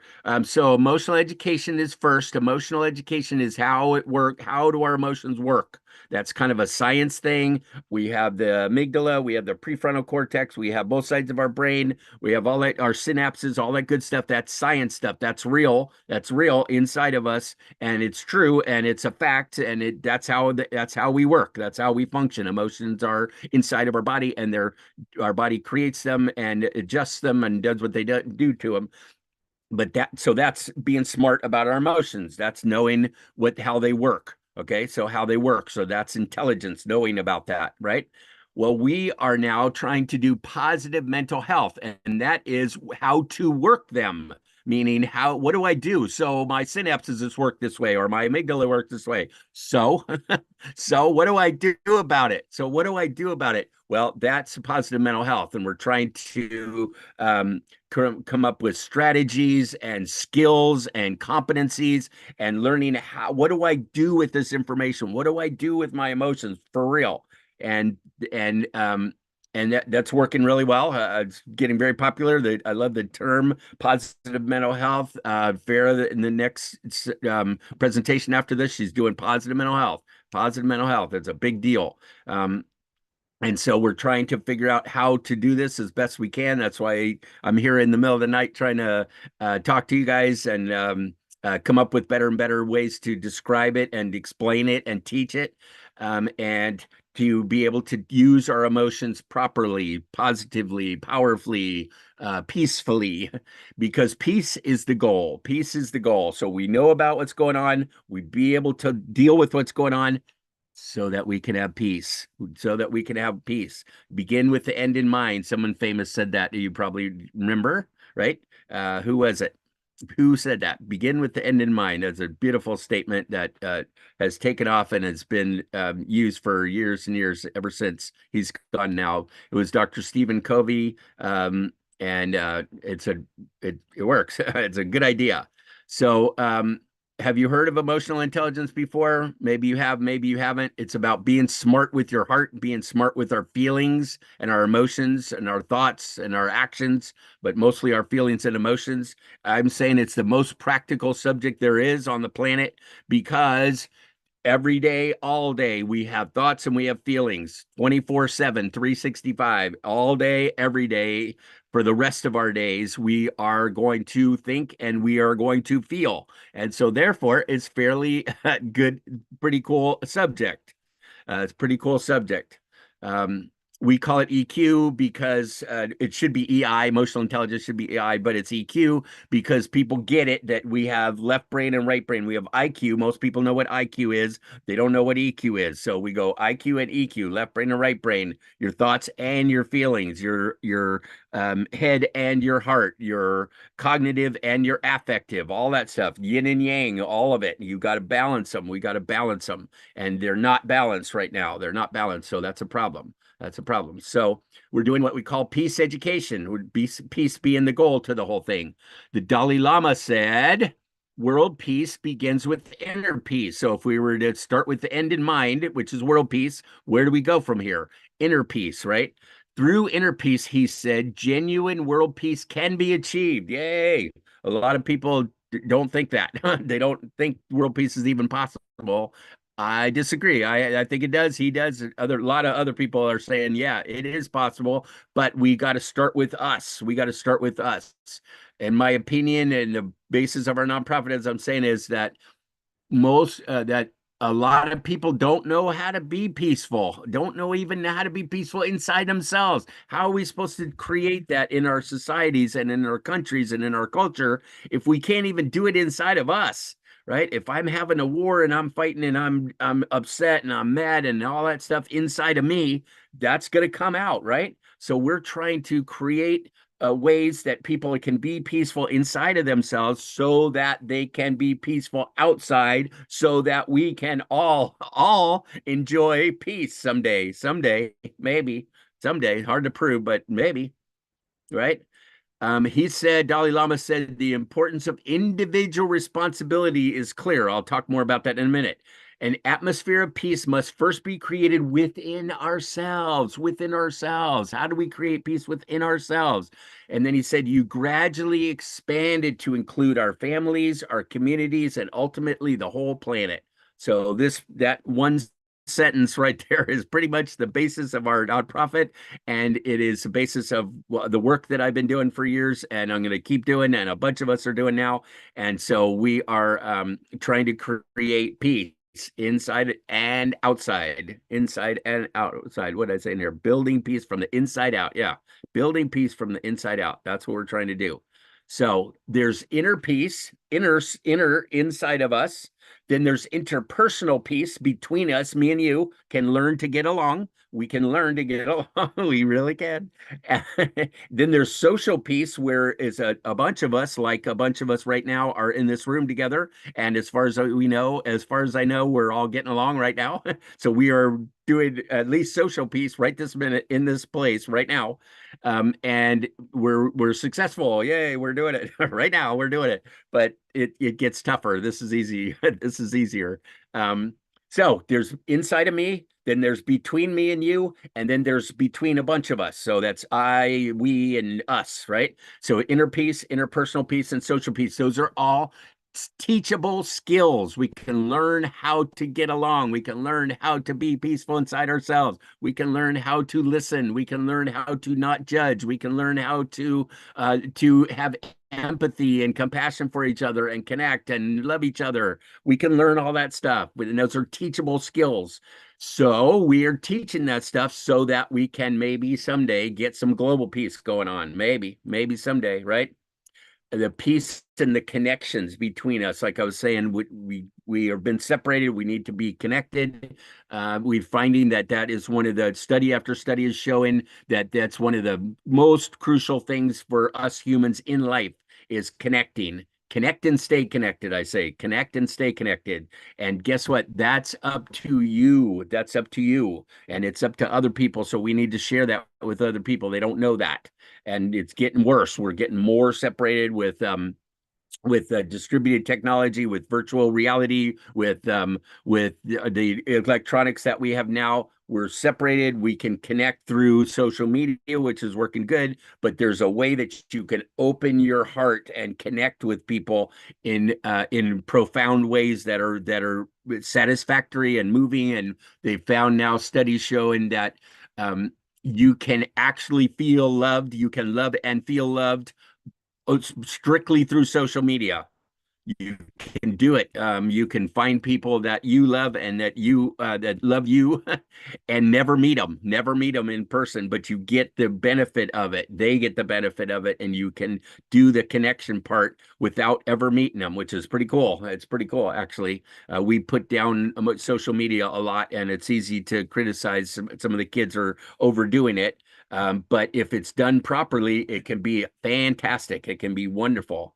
And it can replace human competition or human connection. So that's a big deal. So here's how we work. Emotional education is what we're trying to do. Whoop, this is out of order. Here we go. We're trying to get global peace, right? So that's the main. That's the end in mind. We're starting to global peace. So we're working backwards. This is working backwards. Go to interpersonal peace inside of us, or in between us, then inner peace inside of us. That's where we go from there in order to create those. In order to create peace inside of us, we need to have some positive mental health going on. We can't be all distressed. We can't have a bunch of disorders and that kind of thing. We got to have our mental health together in order to get some inner peace. And so we're calling it positive mental health, like positive psychology. Make that happen, this is going backwards, right? To make that happen, we need emotional education. We need emotional education. In order to make that happen, we need emotional intelligence. We've got to be able to understand our emotions, and so that we can teach them, right? And to make that happen, again, we're working backwards. In my opinion, this is the core to the whole thing, is what I call emotional responsibility. Most people don't know this, that emotional responsibility is that you make your thoughts, you make your feelings, and therefore you can control them. It's not the outside world that's doing it to us. Nobody makes us angry. Nobody makes us angry. No one has ever made you angry. Check that out. A lot of people are like, what? I got all kinds of, yeah, like, no, they didn't make you angry. You made you angry. And more specifically, your thoughts made you feel angry. And that is a big deal, because if your thoughts made you feel angry, then if you don't like your thoughts and they're not working for you and they are making you angry and you don't want to be angry, then you can change them. It's not them. It's not your parents. It's not the kids. It's not the environment. It's not the economy. It's not the government. It's not the weather. It's not, those all affect you, and they inform your thoughts and feelings, but they are you are in charge of them. And that to me is super good news. In fact, that was the best news I've ever gotten, actually. That's what started me on this whole path to learning about our emotions, and especially mine, which were a mess and still sometimes have trouble with them. They're simple, but they ain't easy. Sometimes this is some of the toughest stuff you ever do, is dealing with your inner world. It's really difficult. It's again, it's simple, right? If you are sad, if you let yourself cry, you will feel so much better. You will feel so much better. Right? This is not rocket science. We can figure that out. That's really simple. It's not so easy, right? It's not so easy. Another one is being angry. Anger. Anger is one of my favorite subjects because most people do not understand it and don't like it and deny it and lie about it and all that stuff. But it's happening. It's true. And especially for Americans, we're very, very angry people.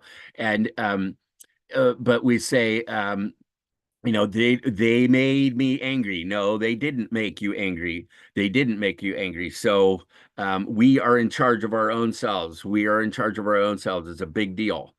So emotional responsibility is a huge thing there. And also to work backwards. Okay, so let's work backwards. How do we do emotional education? How do we do emotional education? Well, we need to teach the teachers. We need to teach the teachers, and give them curriculum, emotion-based curriculum. How do you deal with emotions, right? In a lot of schools, it's called SEL, social emotional learning, SEL, especially in the United States. Most schools still don't teach it. In the United States, we're starting to, which is really cool. You guys are starting to, from what I understand. There's new rules about having counselors and having some kind of emotional education in schools. In the United States, there are laws now in a bunch of our states that mental health education, they're calling it, is required curriculum. I'm like, yes, not everywhere, and we've got a long way to go. They're just scratching the surface. So, but we're moving in that direction.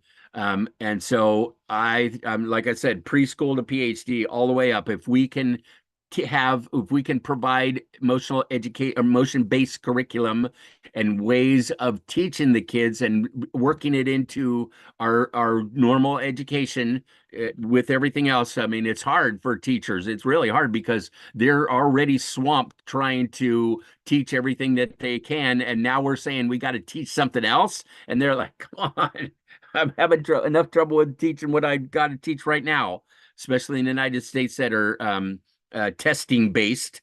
They're like, I'm trying so hard to do this. And so there's ways we can give curriculum A, and B, we can help teachers now figure out how to work emotions into every subject, so that it's not necessarily a bunch of new stuff that they have to teach in addition to. We can work it into math and science and reading and that sort of thing. You can work that in and integrate it into all day long, which is pretty cool. I'll show you a couple pieces about that in a minute. So we're trying to find books and classes and curriculum and assessments and clubs. We got clubs going now, which is pretty cool. Clubs are about where you have voluntarily, the kids will make a club before, during, or after school clubs and talk about their emotions and learn about their emotions because they want to, because they need to, and doing it on the side. It's pretty neat. And they're doing it voluntarily. And we can facilitate that. We can help make that happen and give the kids a place where they can learn this stuff. It's pretty neat. for little or no charge. By the way, most all of this stuff is little or no charge. One of the magical things about emotional education is basically it's free. It doesn't cost anything. Because it's concepts and ideas and skills and practice and language, all that kind of stuff. That's free stuff. If you, it's all free inside of us. We just don't know how to use it. So mostly it's free. So again, it goes back to it starts with emotional awareness first. We got to be aware first. Step one of all of this is awareness, awareness of our emotions. And so we can't do anything without, if we're not aware of it, right? We can't make logical decisions on things we're not aware of. This is from Myron Doc Downing, my mentor on this, and he therapist for 40 years or so. And he's saying, you got to do awareness first. You got to think about it. I mean, you can't do, if you don't know, you don't know. And so you can't do anything. So anyway, emotional awareness is first. And emotional responsibility is close behind. So let's talk about emotional intelligence for a minute. All right. What is it and why do I care, right? Emotional intelligence is being able to understand ourselves. It's studying ourselves, studying you and me and we. It's kind of the big picture, stepping outside of ourselves and watching how we function and what happens inside of us and how did I get from here to there and what made me think this and what made me feel that kind of thing. It's you studying you. We call it meta study. It's me studying myself, which is pretty neat. I find it fascinating for personally. Not that I'm so interesting, but I am interested because this affects me so much and so much of my day and so much of my life and so much of my relationships and so much of my success is affected by my thoughts and feelings. I'm like, wow, I can't believe I get there, or let me write that down, or how did this happen? And I'm studying myself, and I think it's fabulous. Anyway, we're thinking about what we're thinking about, which is metacognition. We're thinking about what we're thinking about. And then meta emotion, which I'm not sure is the actual word, is it's made it up, is feeling about what we feel about. And that's pretty cool. So it's us studying ourselves. And with that, we can actually make things better. We can make things better. We can think better thoughts. We can believe better beliefs. We can feel better feelings. We can make better decisions based on our thoughts and our feelings. We can take better actions based on those decisions. We can get better results based on our actions, which are based on our decisions, which are based on our thoughts and feelings. And we can live a better life. So if you go backwards, all the way back to our thoughts and feelings, we can affect all kind of stuff in our own lives, Pretty cool. Some of this stuff, this is just an example of some of the stuff we talk about, emotions that we can break them down into an anatomy, into different components. And it's really helpful to be able to understand what's going on inside of us. These are the basics of what we are trying to learn, which are our thoughts, feelings, and actions. So this is from 6seconds.org. They are the biggest EQ trainer in the world. And this is one of their graphics. Think, feel, act. Thoughts, feelings, emotion, or actions. Left brain, right brain, body, head, heart, hand, whatever, however you want to say it. But those are the big three components of emotional intelligence. If we can understand and accept and learn how to deal with those things, then we can do all kinds of stuff. This is kind of the core to all of this. And we can teach kids how to do this. So this emotional responsibility thing is a big deal. And it's the number one takeaway from this session, in my opinion, is that if you believe that you are in control of your own thoughts and feelings, you can do some amazing things. It's kind of what I call the tipping point. It's a tipping point. If you believe that they did it to you, if you believe that the world is making you feel this way, if you believe your mom said this and that makes you angry and that makes it, and she needs to change so that you can feel better, or she needs to loosen up so that you can feel better, or if you believe it's the government or your boss or whatever it is, if you think that it's up to them how you feel, you end up going down. You end up being a whiner, blamer, victim. It's not good. It's not going to go well for you if you believe that they did it to you. However, if you believe that you did it to you, that you are in charge of yourself, and that you can control your inner world, you are then in charge of your life. It puts you in control of your own life, and that is a very big deal. I don't think most people know that that they are actually in charge, whether they take responsibility or not. Uh, and I feel like this is the number one biggest thing you can take away from this, is that you are in charge of you, that you are in charge of your thoughts and your feelings, not some of them, all of them, every single one of them. And so you can manage them and you can change them. You can change them. It's not just like, oh yeah, I'm responsible and it's a drag. No, it's wonderful. It's wonderful because I go, hey, I'm thinking this. I don't like that. That's not working for me. That's making me feel distant from other people. That's making me judge people. That's making me be a butt and make me be grumpy. It's making me irritable. It's making me all kinds of stuff. I don't like that thought. I'm not going to keep that thought. I'm going to make a new thought. You already had the thought, so it's history. It's in the past, but you can change it. You can go, you know what? I don't like that thought. I'm going to make myself a new thought.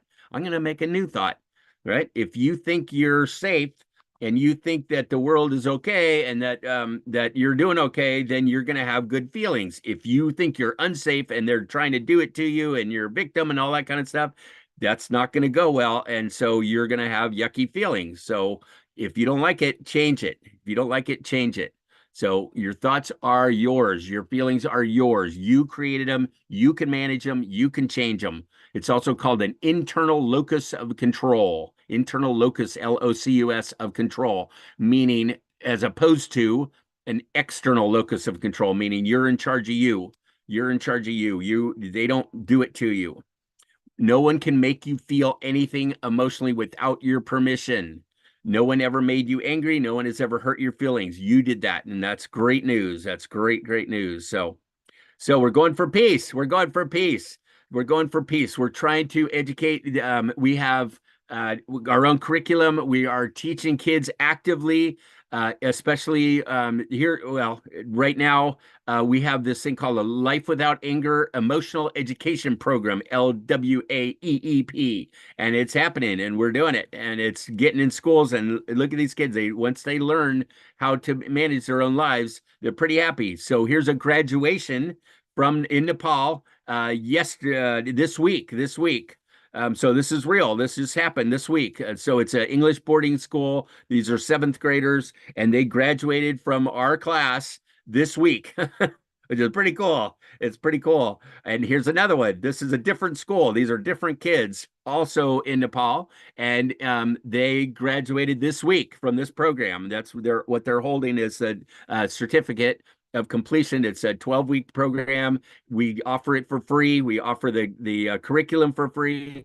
We will teach the teachers if they're interested. We will talk to the schools if necessary to get the education into the classrooms. In Nepal, in particular, we're having very big successes because the Minister of Education for the whole country of Nepal, has approved our curriculum in public schools. Period, which is so awesome, which means we can go to a school and say, hey, we would like to provide emotional education in your school. Okay. And they go, yeah, we can do that if the principal will allow it. We'll teach the teachers, we'll train the teachers, we'll give you the curriculum, the books, even for the kids. And we will, and we have diplomas, we have testing, we have pre and post testing, we have midterm and final testing, we have the step-by-step guides to it. We have a teacher's manual and a student manual all the way through to graduation, and we'll help you do that if you'll allow this to happen, and you can, and it's already approved by your upper management. Let's make that happen. And so these are great examples right here on the screen of it just happened. This is this week, and it's so cool. It makes me feel so good. So talk about because I feel strongly about this and made this stuff happen in the United States, we were able to affect that child right there, and that child right there, and that kid right there, and that teacher right there.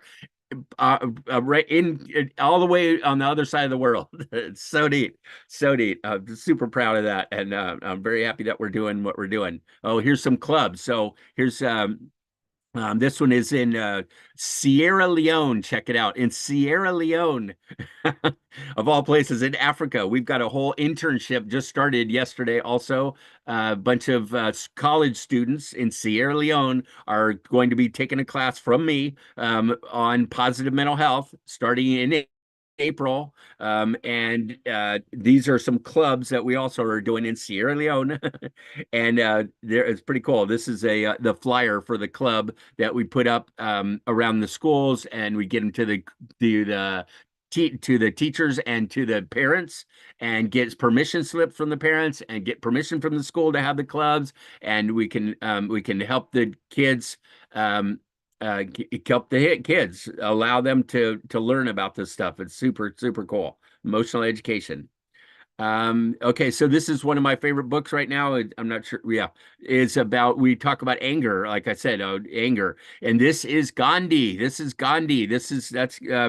book was written by Gandhi's grandson, Aaron Gandhi, and it's about Mahatma Gandhi's gift of anger. He thought anger was a fantastic thing. Most people, I could safely say on the planet without any scientific research, don't think anger is a good thing. He's saying it's an excellent thing. It's a gift of anger. And what he's saying is, if you use your anger properly, you can get all kinds of things done like he did. He says he was a very angry guy because he was mistreated a lot, and the British were terrible to the Indians, and he said, I'm going to use my anger to make things different, to change things, and he did. And as you know, and he's basing it on anger, which is really cool. He's saying this is how you use your anger to make things happen. So this is one of my favorite books right now, so I thought I'd share about that. So we're trying to work on ourselves and work on our inner world. It all starts with our thoughts. We need to know that they start with our thoughts. Our thoughts affect our feelings, and our thoughts are ours, and our thoughts are changeable. If we change our thoughts, change our feelings, we can change our life. So this is one of the things that we work with the kids in school, is what we call an emotion check-in.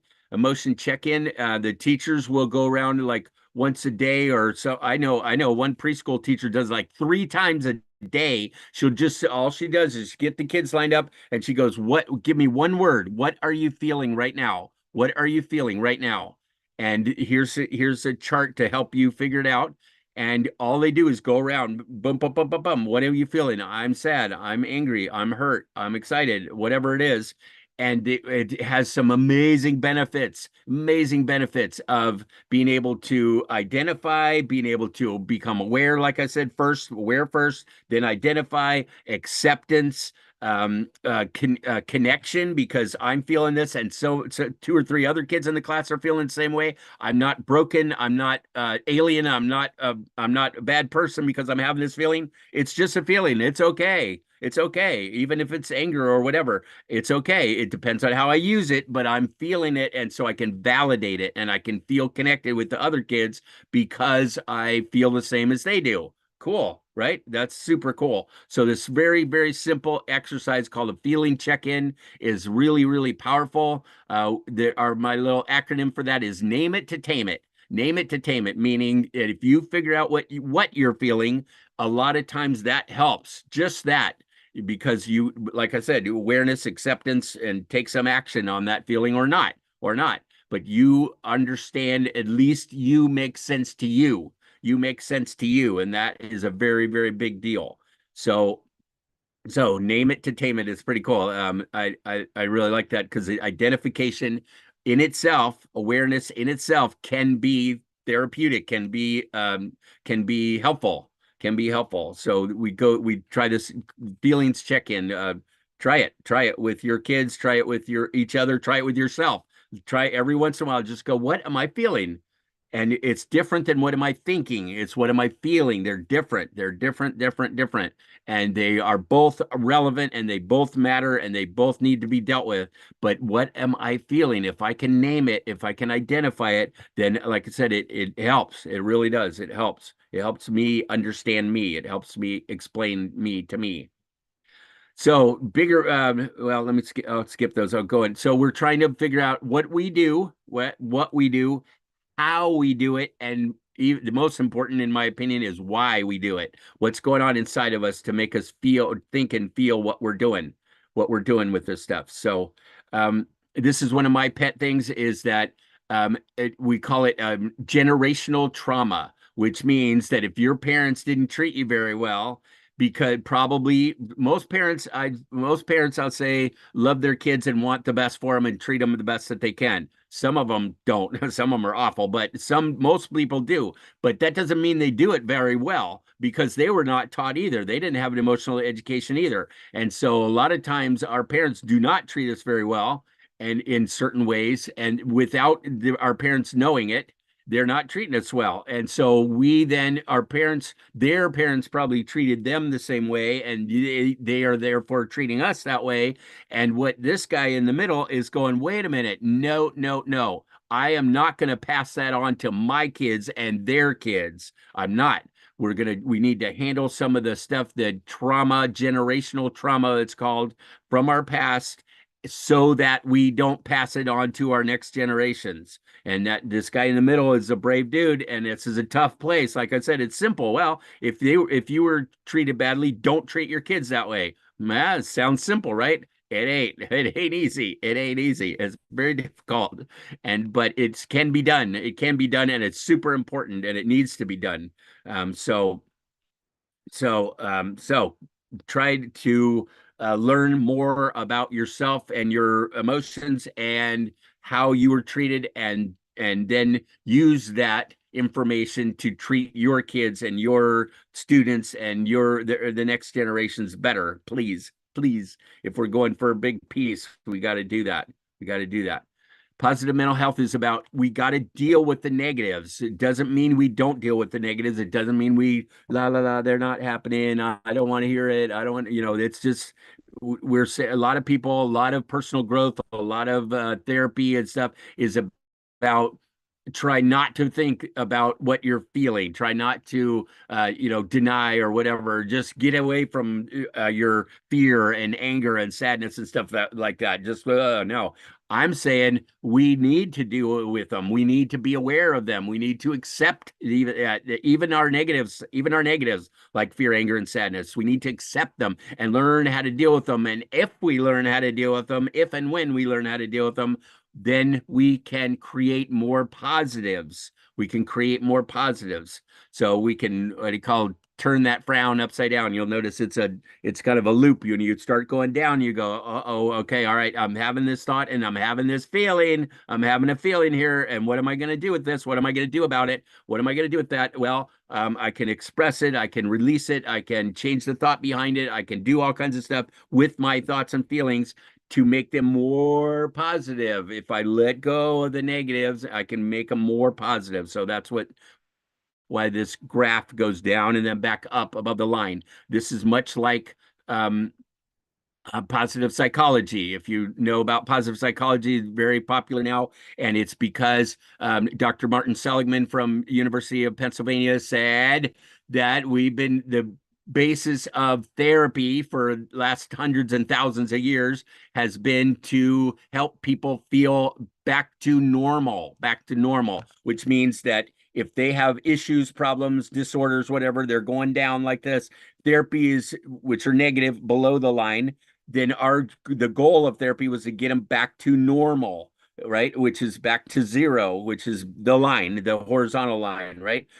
He said, wait a minute, why do we need to stop there? We can go above the line. We can learn enough about ourselves and our psychology and how we function. And in my opinion, our thoughts and feelings, we can learn enough about them to come up here. We can be happy and loving and joyous and peaceful.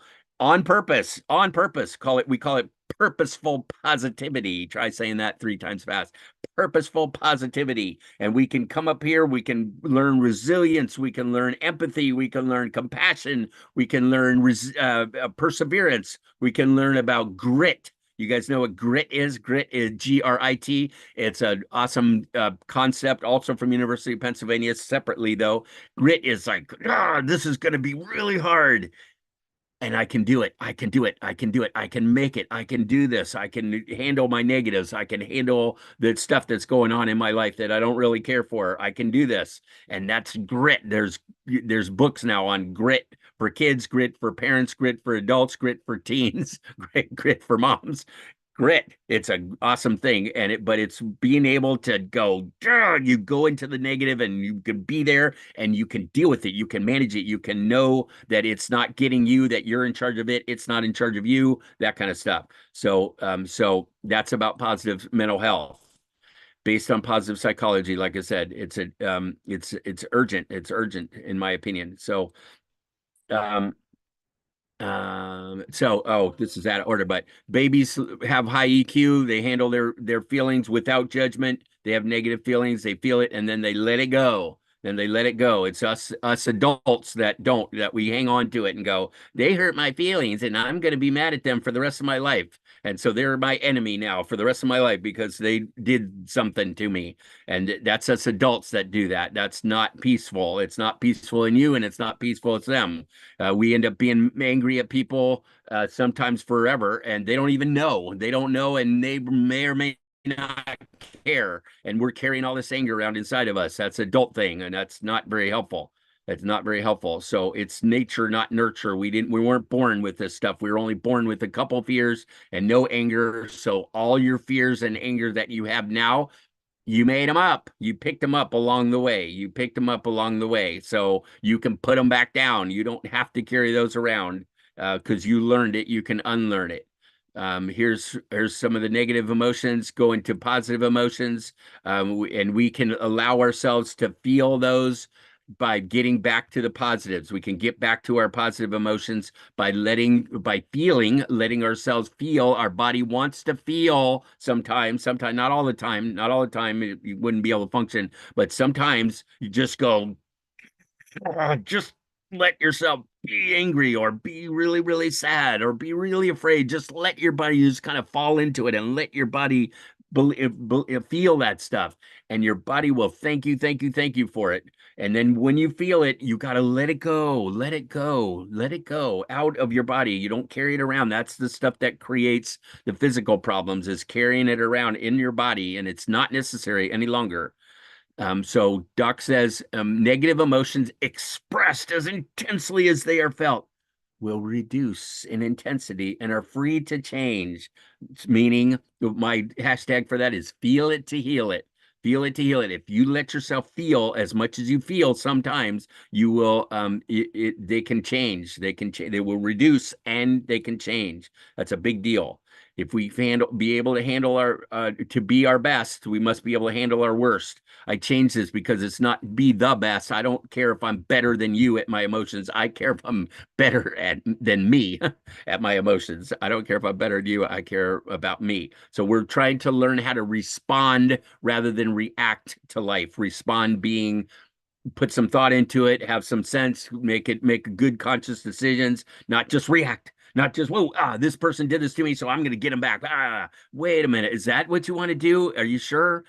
6 seconds. It's called 6 seconds. The big EQ trainer I mentioned earlier, they're called 6 seconds because it takes about 6 seconds scientifically or inside of our body, biologically. It takes about 6 seconds for a big emotion to settle. If we just don't do anything, like counting to 10, if we just let it settle, we can then, for 6 seconds, that's how long it takes, you can then respond to the situation rather than reacting. If you do it in the first second, you're probably going to be reacting. It's probably going to be something you're going to be sorry for later.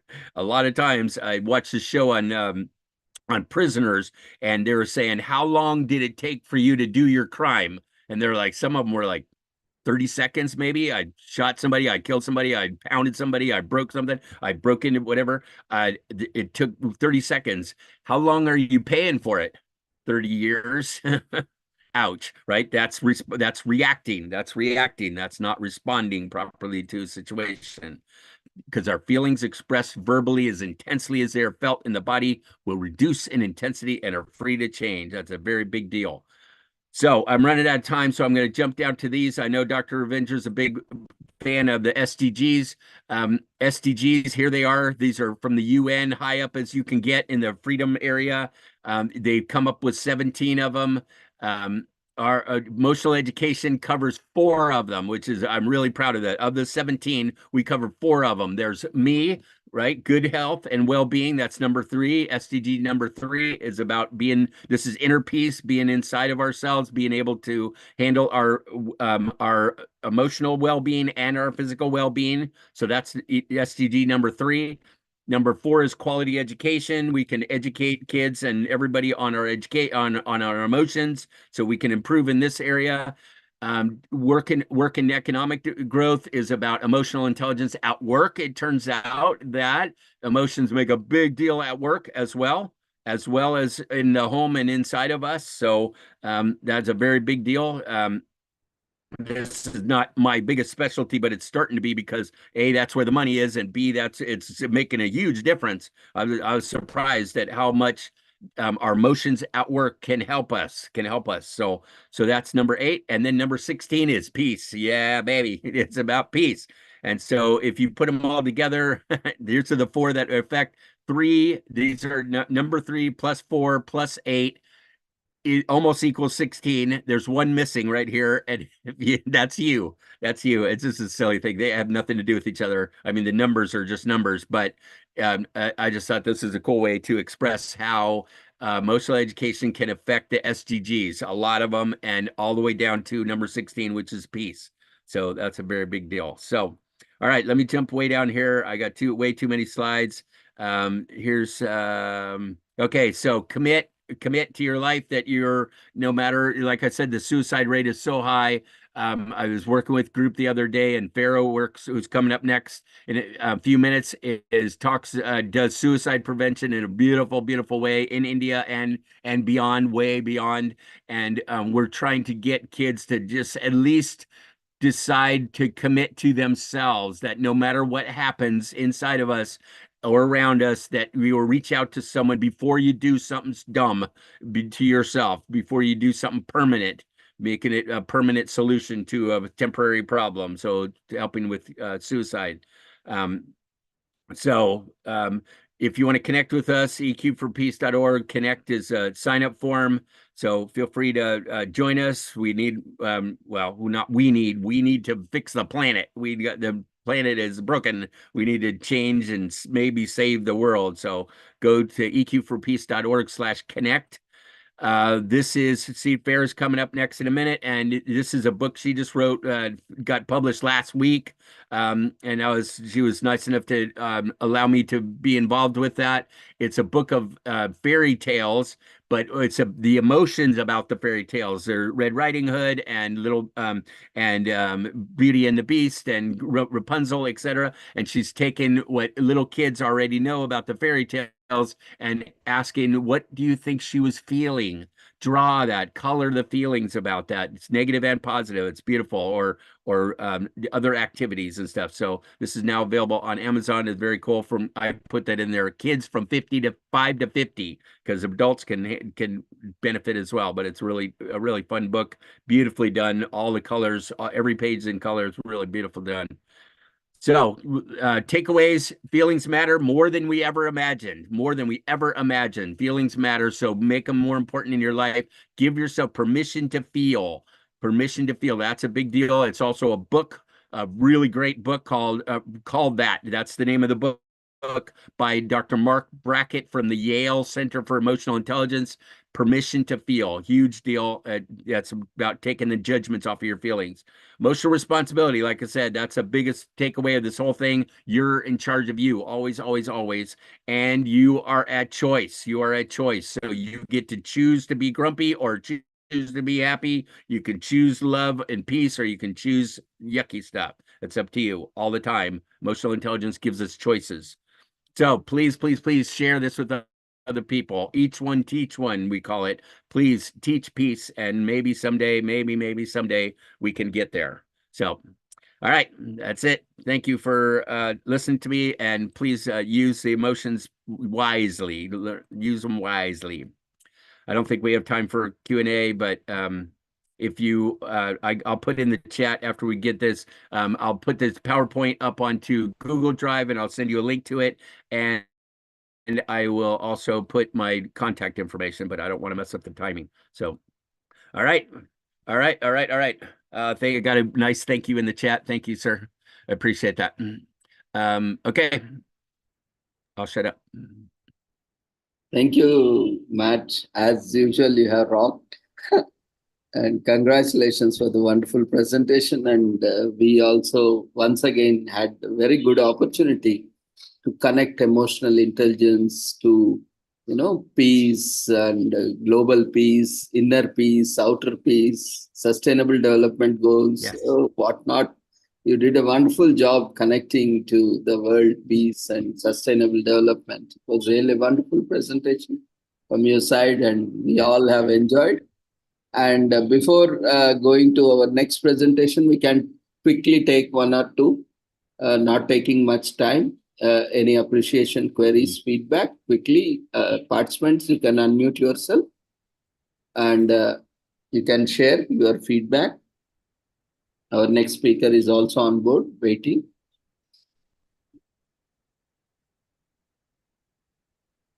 You can unmute yourself. If you have any issue unmuting yourself, you can raise your hand. We can help you unmute.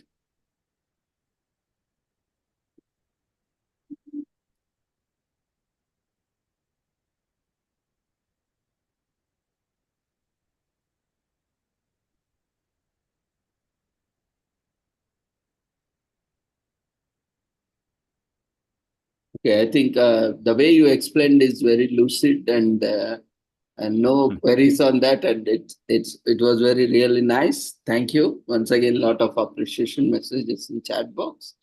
So thank you, Matt, Thanks. all the way for joining us and enlightening and contributing to the emotional health, which is very much important for social workers, especially counselors, psychologists, who deal with lot of emotions in and out whole day, 24/7, 365 days. Thank you once again very much. Thanks for having me, Dr. Ravinja. Good luck, you guys. Spread the good word. Thank you. So we'll move on to our next presentation by Farah. She is the CEO of Nurture Life, and she would be presenting on nurturing maternal well-being, cultivating positive mental health for mothers. And thanks, Matt, for bringing us one of your team member on the platform for this session. Farah Sarosh, you can unmute yourself, start your video and presentation.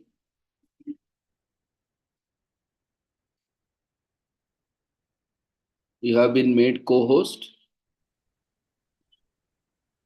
Thank you so much, Dr. Ravinder. Good evening, everyone. And good morning to all the people who are present across the sea. Good morning, Matt. Thank you for the wonderful presentation. And thank you, Dr. Ravinder, for making me co-host. I would like to share my file. Before I share, I would like to say that as Matt mentioned, that we are not all born with the angers, but some children are born with angers. So here I am to talk about the mental health of mothers, because taking care of mental health starts from womb to the world. So today's my topic is nurturing of maternal mental health. Please allow me to share. Yeah, please go ahead. You can share your PPT. Thank you so much. Yeah, you can switch on your video as well.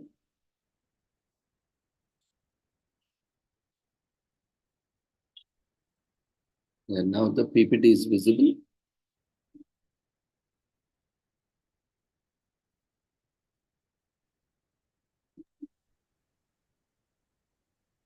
So, nurturing mental well-being, cultivating positive mental health for mothers.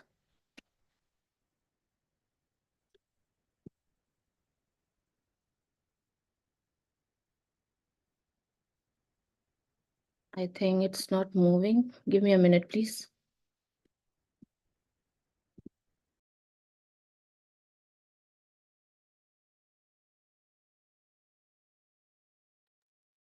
Yeah, now the slides are changing. Importance of maternal health. Importance of maternal mental health. So, maternal mental health is very important as it directly affects not only the mother's well-being, but also the development and long-term outcomes of her children. So, positive maternal mental health sets the foundation for a nurturing and supportive environment, not only for the child, but for the entire family. So, today my presentation will delve into the intricacies of maternal mental health, exploring its definition, prevalence, and impact. Additionally, I will also discuss various risk factors, common challenges faced by mothers, effects on child development, and some strategies for cultivating positive mental health. Lastly, I will also provide some insights into available resources and support systems for mothers in need. It is very important to understand what is actually maternal mental health is. So, maternal mental health encompasses the emotional, psychological, and social well-being of mothers during the pregnancy and the postpartum period. I hope everybody understands what is postpartum period. That is after the delivery. It involves the ability to cope with stress, maintain positive relationships, and navigate the challenges of motherhood while preserving one's mental health. So this definition has been given by WHO also for mental health well-being. So mental health issues such as depression, anxiety, and stress are prevalent among mothers, with that studies indicating that a significant proportion of women experiencing these challenges during the prenatal period. The impact of maternal mental health extends beyond the individual. Again, I'm telling you that influencing its overall family dynamics and children's developmental trajectories. So it is very, very important for everybody to understand, especially the family members, especially the husbands, the partners, what is actually the maternal mental health is. So coming to the risk factors for maternal mental health issues, there are three factors: biological factors, psychosocial factors, and socio-cultural factors. So I start with the biological factors: the hormonal fluctuations during pregnancy and childbirth, genetic predisposition to mental health disorders, and pre-existence medical condition can increase the risk of maternal mental health issues. Coming to psychosocial factors, relationship difficulties, financial stress, traumatic experiences such as a history of abuse or loss, and the lack of social support contribute to the vulnerability of mothers to mental health challenges. I'm keeping it very short, otherwise these are such big topics that cannot be covered in an hour or in 45 minutes, but it is important to give the overview to all the audience present here, and it is very, very important to understand at least in 45 minutes what are the factors that are responsible for maternal mental health and why it is important to take care of this, who of all the females who are present in our families, maybe whether it is wives, daughters, sisters, or expecting mothers, whoever they might be. So coming to psychological factors that I have already discussed, the psychosocial factors, the financial stress, these are very, very important things that need to be understood, especially by the partners, that financial stress is very important thing that affects everybody in the family. Coming on the third part, that is socio-cultural factors, the cultural expectations surrounding motherhood, social stigmas related to mental health, discrimination based on race, ethnicity, or socioeconomic status, and limited access to healthcare service can further aggravate mental health disparities. So the socio-cultural factors is, like in our country, it is the very big cause behind the maternal mental health issues, because still we have moved to this advanced centuries, but there are so many socio-cultural factors that the female has to face after the delivery, before the delivery, that directly and indirectly influences her maternal mental health. So like we see in India, we have different cultures, we have different ethnicities, we have different caste system, and every caste system is still following the same traditions that has been followed by their ancestors, and they are really, really very, very bad in some cases. There are so many restrictions. There is lack of freedom.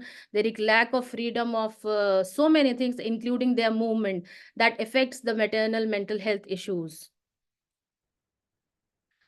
Now, coming on the common challenges faced by mothers. I'm directly coming on the common challenges faced by the mothers because of the three things, that biological factors, psychosocial factors, and socio-cultural factors. Because of these three factors, the mothers faces the challenges. First is postpartum depression, second is anxiety disorders, third is stress and overwhelm, and fourth is social isolation. So, not in a very lengthy manner, in a brief way, I would like to express some points on all the four points that has been mentioned in this slide. Coming to that, postpartum depression. Postpartum depression is characterized by persistent feelings of sadness, hopelessness, and fatigue following childbirth. It can interfere with the mother's ability to care for herself and her baby, impacting the bonding process and overall maternal function. In our country, there is no awareness about postpartum depression. There are so many traditions, there are so many celebrations after the childbirth, but nobody talks about postpartum depression.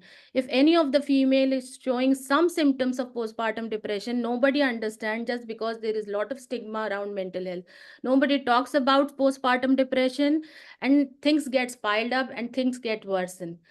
Everybody just forgets about the what the mother needs at that moment, that female needs at that moment. Everybody is celebrating about the birth of the child, or there are so many rituals that has to be followed, and nobody cares what is being required by the female, other than the traditional food system that is being given to the mothers.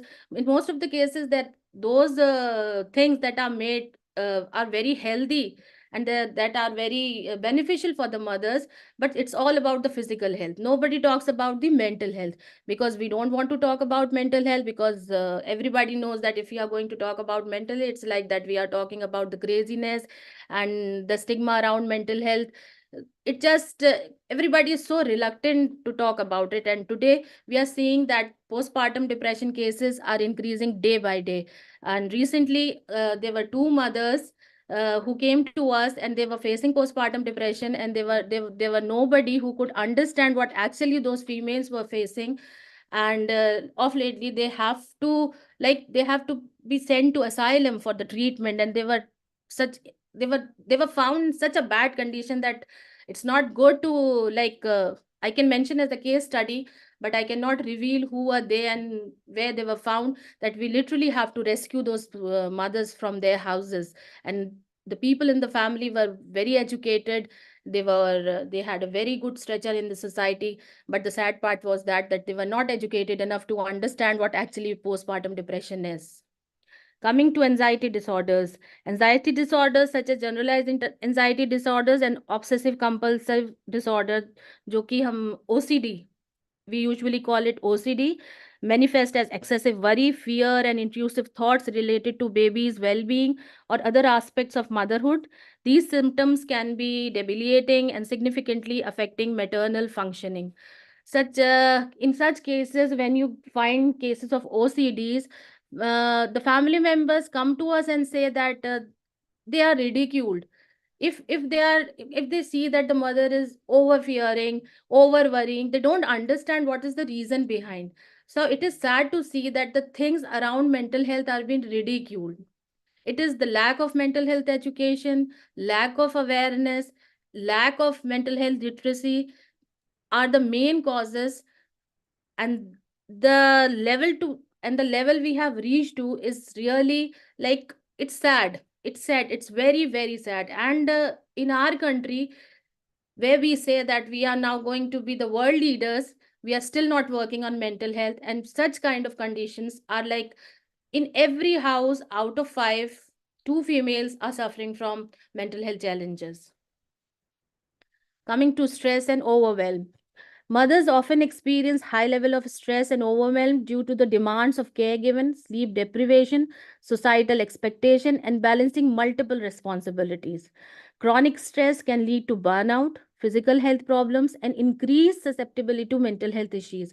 It is very important to know about stress. The time has come when everything is needed to be taught, and we all have this responsibility to on ourselves that we have to get educated regarding this topic. Nobody understands stress. Very casually we use these terms that they might be facing some anxiety, they are in stress, everybody is judgmental, everybody is in self diagnosis. But all the participants who are present here and all the audience who are listening to me, I would like to make an appeal. It is very much necessary, before using these words, know about it.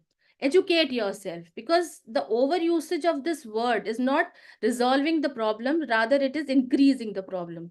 We don't know where to use this word. We use anxiety very oftenly, but we don't understand what anxiety is. We use depression very oftenly, but we don't understand what actually depression is. As Matt was talking about emotions, we can be sad, we can be upset, we can be low, but we cannot be depressed unless and until any mental health professional has diagnosed it. So it is very important to know about EQ and IQ both. Mental health is all about, mental health is an umbrella term. Under that, it comes emotional health also. But when we talk about mind, I talk about thoughts. Matt was talking about all about emotion, that he was connecting it to heart. He was saying that what you think, it is not necessarily the same way you feel. So it is very important to educate yourself about your thoughts as well as about your feelings. Unless and until you don't know the difference between the two, you cannot differentiate between the two. It is very, very necessary to educate yourself about EQ and mental health. Social isolation. Social isolation, many mothers struggle with feelings of isolation and loneliness, especially during the postpartum period when social networks may shrink and the focus shifts to the newborn. Lack of social support can aggravate mental health challenges and contribute to feelings of inadequacy or disconnection. As I said, there are so many rituals that are still followed in our country and many other countries who are underdeveloped or are not so developed. They follow some rituals where they have like the new, for the 40 days all the females are being isolated to one room. They are not allowed to enter the kitchens, they are not allowed to enter a few places, and all the focus comes on the newborn and everybody neglects the mother. But the most important thing is that instead of making the point of locus to the child, it is important to take care of mother. But here in India especially, we still follow such rituals, we still follow such cultural norms where this social isolation is still happening and females are suffering because of it. And in many cases, social isolation becomes the cause of few mental health diseases. So it is very, very important to be very supportive during this period, whether it is pregnancy period or it is post-delivery period. Now, it is very important to understand that what are the effects of maternal mental health on child development. So first of all, let me tell you that we all know that mothers are life givers. It is always said that mothers are the first teachers, and her teachings guide the children throughout the journey of life. The teaching the mother gives to the child, that child gives to the world. Thus, now, here the point has been proven that it is so important to talk about mother's mental health and her ability to provide responsible, responsive caregiving to her child. So, as a society, we hold some responsibility on this issue where everybody must be educated about maternal mental health, because that mother is going to be a teacher to her child, and that child, the teachings that he will get from the family, from her mother, is going to take to the world. So the world's responsibility comes to each and individual.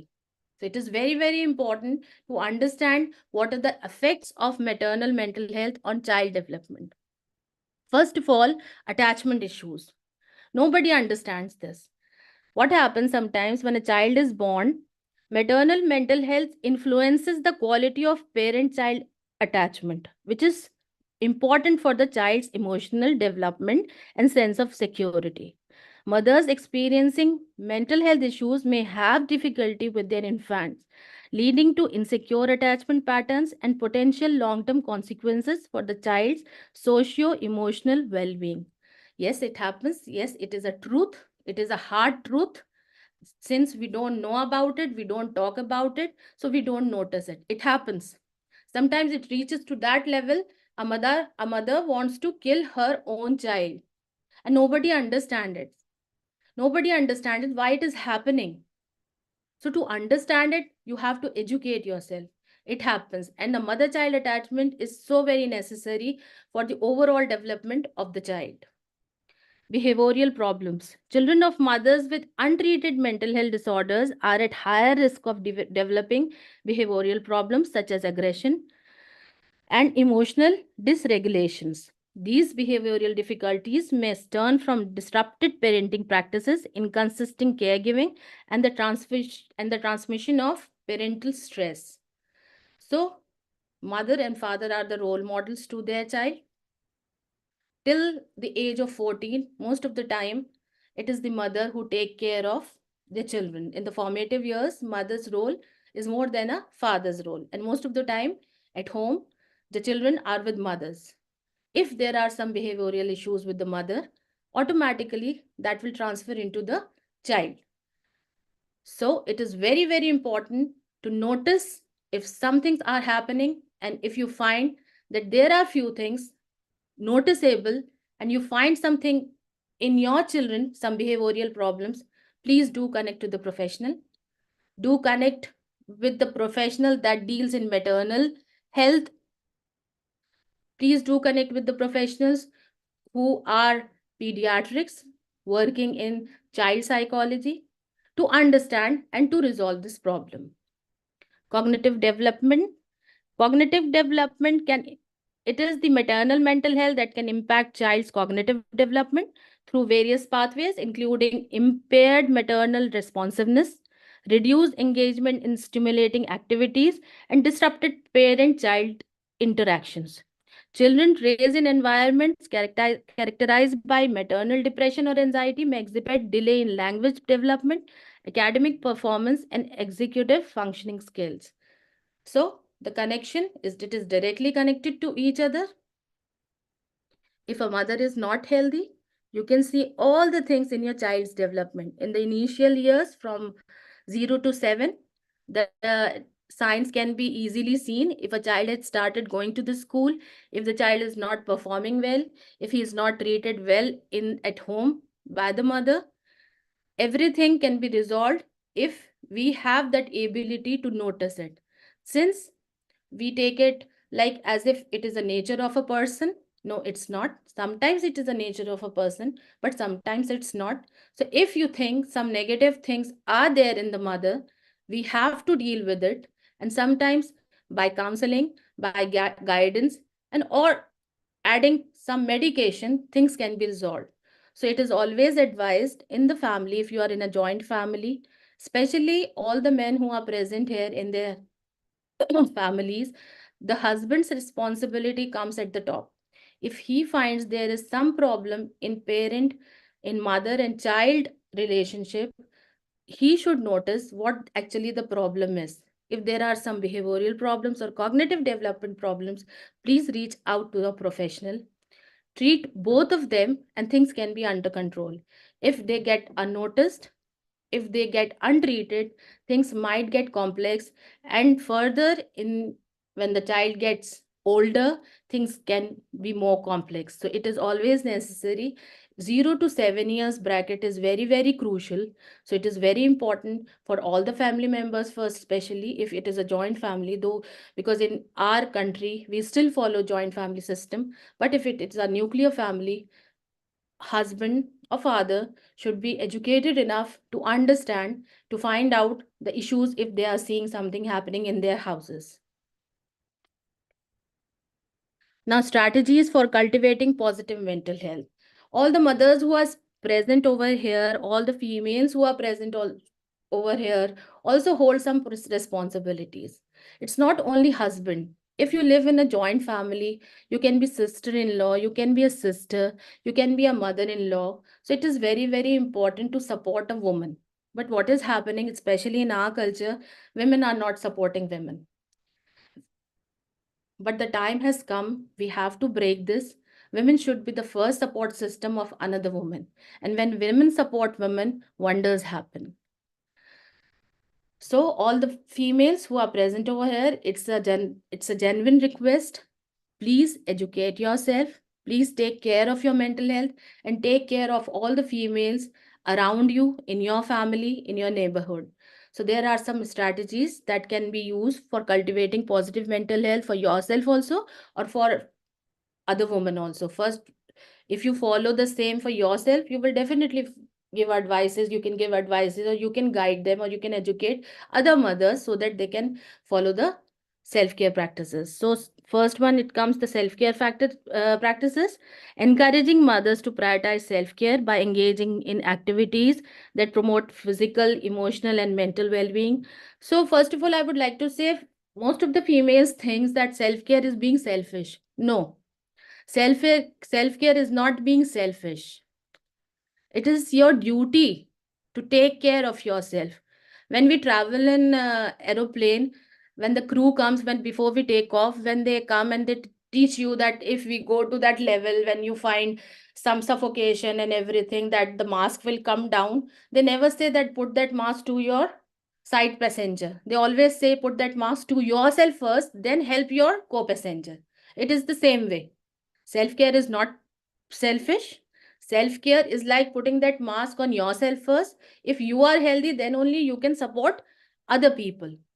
So self-care is very, very important practice that should be followed by all the females, whether they are future mothers, whether they are mothers or expecting mothers. So this self-care can be taken, like this can be followed by very few simple things: by taking adequate sleep, by taking healthy nutrition, regular exercises, and relaxation techniques. For example, there are few things like very few easy things like deep breathings, mindfulness exercise, and having your own peer group. That also helps a lot. Sometimes what happens, we have so many things inside, but we don't find any person who can listen to us. This is also a self-care practice. You should have somebody around yourself. You should have somebody to whom you can talk to, and where you can feel that you have been heard. What is happening, we have so many people around and we try to share few things, but we don't get that feeling of being heard. So it is very, very important. You have somebody in your life, you have somebody around you who can to whom you can talk to, and you can get that feeling of being heard. Once you get that feeling of being heard, you get healed. So it is a self-care practice, and it is the utmost need that we have somebody in our lives who to whom we can talk to and get that feeling of being heard. So building a support network, highlighting the importance of seeking support from partners, family members, friends, and other mothers who can offer empathy, practical assistance, and non-judgmental listening. So this is the same thing that I was talking about. All the men who are present here, I would like to request, when your wife needs your time, when she needs some attention, please give it. This is their right. This is their right. And this is your duty that you should follow for the welfare of your family. And give that feeling of being heard. Don't just lend your ear. Give that feeling of being heard. It is very, very important for a female when she gets that feeling of being heard from a husband. It is the biggest support. Most of the time, females don't need any advices. They don't need any suggestion. It's just that they want somebody to listen.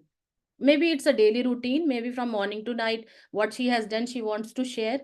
Just give 5 minutes, 10 minutes, totally to her, where I repeat, where totally to her, where she get that feeling of being heard.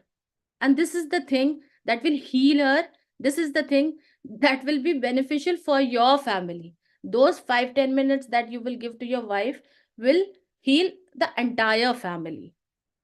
Seeking professional help when needed, it is also very, very important. Just because there is a lot of stigma around mental health and nobody wants to talk about, nobody seeks professional help, because we all know that if we even try to go to a professional thing. It's like that we have to hide this thing from everybody because we live in a judgmental society. Nobody will understand what is happening. It is just that everybody will pass on a judgment. And if somebody is facing mental health challenges, that means the things are not right. The things are like going in that direction. The kind of conditioning we all have regarding mental health, because we see abundant people on the road. In the winters, we see they are roaming without clothes. In the summers, we see they are wrapped up in the layers of blankets. This is the conditioning we have because nobody was there to talk about mental health. This is the stigma we have in our minds, in our cultures. Because of this stigma, because of this taboo, nobody seek out for the help. So it is very, very necessary. If you find that you have nobody around and you still feel that you are not able to cope up with few things, go and seek a professional help. It's same as that, like you are seeking help for cold and cough. It is not, do we feel shy when we go to a doctor complaining about cold and cough? We never. But it's when we talk about mental health struggle, it's always something that make us reluctant. We want to hide, we don't want to share because of this stigma that is around this topic. So break the stigma, talk about mental health, talk about it on your dining tables, bring this discussion from closed doors to open platforms. Talk about it more oftenly in your houses, because everybody needs to talk about mental health, because everybody is struggling. 99.8% people are struggling with mental health struggles, maybe on very uh, lower level or maybe at a very higher level. Even men are struggling. There is another challenge with the men. They do not express their emotions. There is another challenge. Today I don't have that topic to talk about men mental health, but when I'm saying that seeking professional help, it applies to all. It's not that it's when I'm talking about only female, it applies to only females. It also applies to men present over here, that if you think that you are not capable of understanding few things and few things are troubling you, go and seek out. And there are two ways. Don't go straight away to a psychiatrist. Go to a psychologist. Nobody understand that these things can be treated without medication also. In India, it's been proven that talk therapy works like a miracle. Because again, as I mentioned before, we don't have people around us who can understand us. We don't have people around us whom we can trust. There are people around us who are very judgmental. So go to a psychologist. This is the professional. This is the professional who is being taught to take these cases in a manner where he is the person who is non-judgmental. He's not going to give you advices without listening to you. He's not going to give you guidance without understanding you. He will understand you. He will guide you. He will counsel you. And he will decide whether you need medication or not. Break this pattern. Whenever somebody is struggling with mental health, the family members take them to the psychiatrist. Don't take that person to the psychiatrist directly. Take them to a psychologist. There are ways where a person can be treated without medicines. And in most of the cases, we don't need medicines. Since we don't have awareness about this thing, that there is some profession called psychologist exist. It is like blessing in disguise. During the COVID period, psychologists came as angels. People realized there are few things that can be treated without medications, and we all go through it. And it's been proven the people who had good resilience, who were in better mental health, they were the one who survived in a better way during that period. So change the channel, change the system. If you find yourself in a difficulty, if you think few things you need to discuss, but you don't find anybody around, go to a psychologist.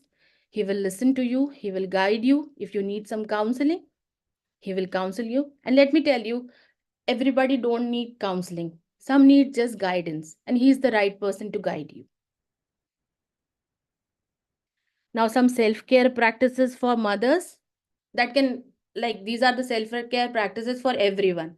Since I'm speaking on mothers, so I have named them for mothers. Otherwise, these are a few things that can be followed by any of the anybody from the group, those who are listening to me.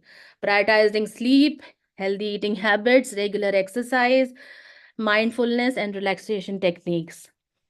Now, when I talk about prioritizing sleep, educating mothers about the importance of prioritizing adequate sleep hygiene practices, such as establishing a consistent sleep schedule, creating a conducive sleep environment, and seeking assistance with nighttime caregiving responsibilities to mitigate sleep disturbance.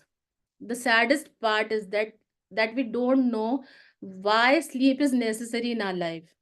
The period we are living in, everybody is in sleep crisis. Again, the problem is nobody educate about sleep. We never realize why sleep is been like by nature has given this system. Sleep is our natural healing process. When we sleep, all the cells get repaired. So every time when we get sick, you go to a physician, he talks about three things. Whenever you are sick, he talks about three things: how you eat, how you sleep, and what are your eating patterns, what are your sleeping patterns. These are the two things that he talks about. And to treat every disease, he emphasized sleep properly, eat properly. And when it comes to mental health, sleep is the elixir to brain. The more we sleep, the more we recover easily, because it is a natural repairing process. So it is very important to know and learn about sleep hygiene. There is a sleep hygiene that can be followed and it can be taken into practice. And everybody has a different body clock. According to our body clock, we can maintain our sleep hygiene, and we can create a conducive sleep environment, and then we can more responsible caregivers and mothers can mitigate sleep disturbances. Coming to healthy habits, eating habits, promoting a balanced and nutritious diet that provides essential nutrients to support maternal physical health and emotional well-being, encouraging mindful eating practices and meal planning strategies that help mothers maintain energy levels and regulate mood fluctuations.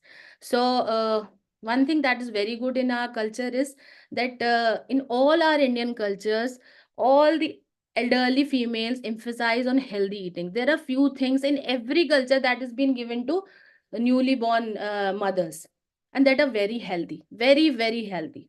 But what is happening because of everybody is so weight conscious, everybody is so nobody wants to everybody wants to come up in their that ideal hourglass figure and everything, and nobody wants to follow all those old method. But I would like to recommend that it is very important, if your mother-in-law or your mothers are they are saying, they are suggesting some food that can be beneficial for your health, they are actually. We should follow all those old patterns. It is very good to be sometimes old school and follow old school habits, because we where we live, India especially, the culture we have, the heritage we follow, the Ayurveda we have, the combinations we have in our kitchens are the best healing medicines that we have.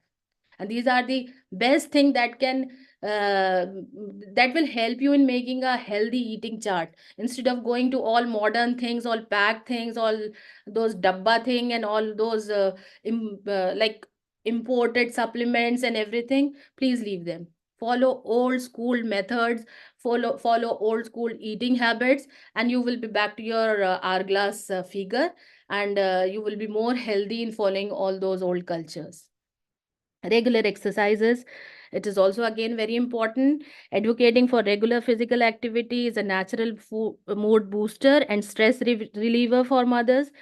I recommend a various exercise options such as walking, yoga, swimming, or dancing that accommodate individual preferences and fitness levels. So according to your health, according to your nature, according to your interest, you can get into all these exercises, you can get into all these physical exercises. And the best exercise is brisk walk. Don't make it complex.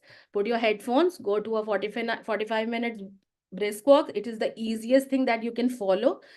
Follow a good follow a good time management, and everything will be like you can handle it easily. Once you are physically and mentally healthy, you can handle everything. If you are not mentally healthy, you cannot be physically healthy. And if you are not physically healthy, you have to check that whether it is affecting your mind or not. So there is a direct connection between the two. So you have to practice all these things. And I think if you practice these self-care practices, then I think many major things can be avoided. And at a very basic level, you can handle your mental health.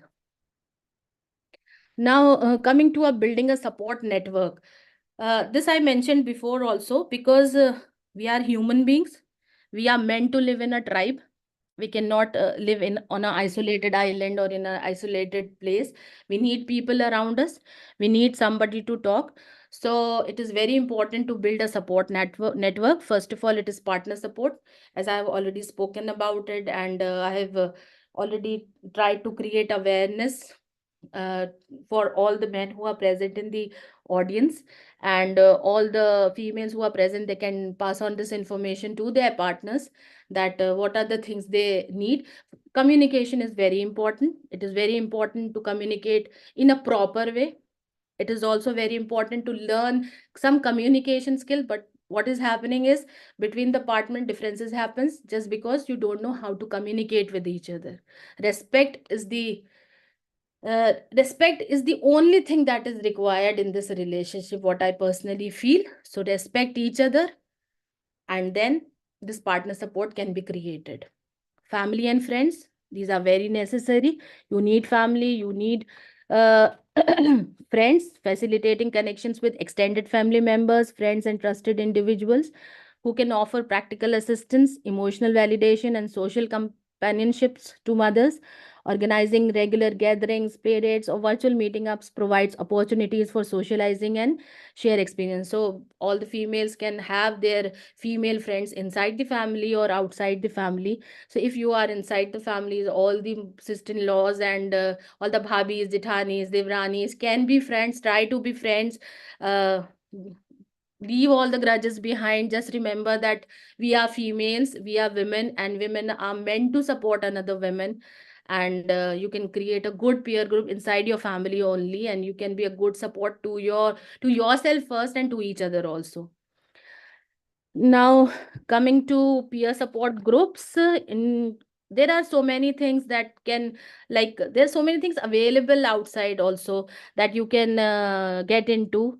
You can introduce mothers to local or online peer support groups like parenting classes or new mom meetups. It is very important. New mom meetups share each other's experiences, where they can connect and they can feel that it's not that they are alone. There are so many female facing the same challenges, so that it can be very beneficial for them. So participating in peer support networks fosters a sense of support, reduces feelings of isolations, and it also facilitates in information sharing and emotional support. So every time, like, it's all about educating yourself, evolving yourself. By meeting, when we meet new people, we evolve, we learn few things from them, they learn few things from us. So it is very important to have some peer support groups inside or outside. There are so many online communities. Sometimes it happens that we don't get time to go outside, so there are so many online communities that are available online, that you can join. There's a group on Facebook, there are so many groups on Instagrams, from where you can get some information, and you can talk to them. And there are people who can guide you on basic maternity tips, post delivery tips, and like, you can have some support system inside your house on an online community. So it is very much recommended that reputable online forums, it is very important to connect with reputable online forums, social media groups, and virtual support networks that are tailored to maternal mental health, and where mothers can access resources. There are so many rubbish things also happening on the online things. So it is very important to be aware of online community. So it is very much important, before joining the group, do check whether it is a reputable one or not.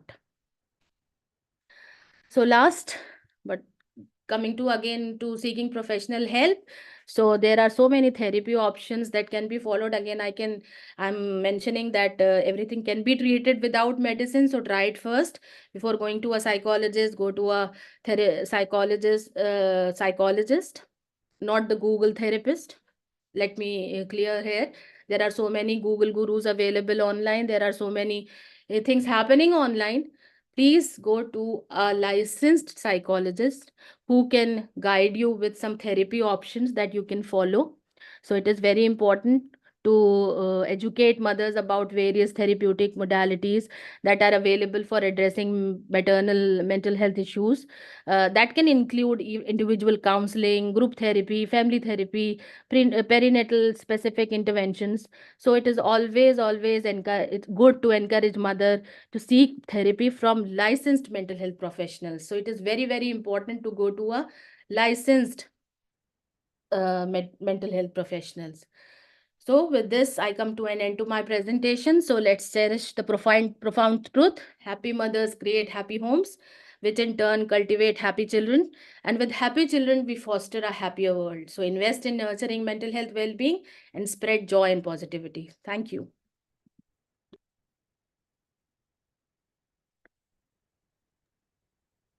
Yeah, thank you, Parasarosh, for your wonderful presentation.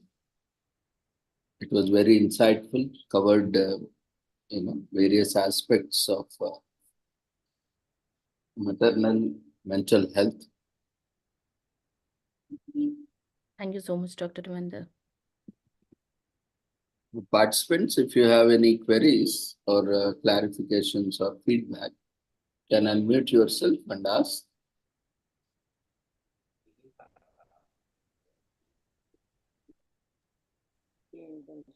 Feel free to unmute one by one and ask. Well, Ma'am, I have a query. Please go ahead. Yes, ma'am. Ma'am, you are talking about this postnatal depression, no, ma'am? Yes, ma'am. Actually, when can we expect the symptoms to be thrown out in the postnatal depression, ma'am? Ma'am, it can be from the starting or it can be after some duration. So if you notice something that is indifferent, you can connect to a professional. It can start with mood swings. It can start with losing interest in anything. So if you feel that it is happening, seek professional help. So it can start at any time. It's not necessary there is a certain period. After certain period it starts, or in a certain period it ends. It can so few of the people don't feel those symptoms in the beginning. After 2-3 months they show some symptoms. So after the birth, yes, after birth or before the birth, it's very necessary to keep a notice on yourself from day one, and after the delivery till next 9 months. In any month it can develop. Okay.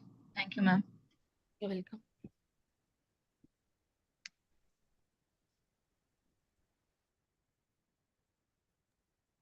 Anyone else? You can unmute yourself and ask.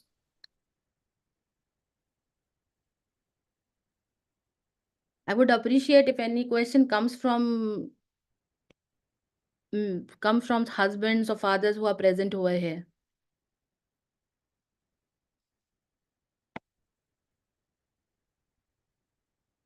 Because when we talk about mothers, it is important to educate husbands and fathers. When we talk about men's mental health, it is important to educate females about it. So I would appreciate if any of the men wants to ask something from the group.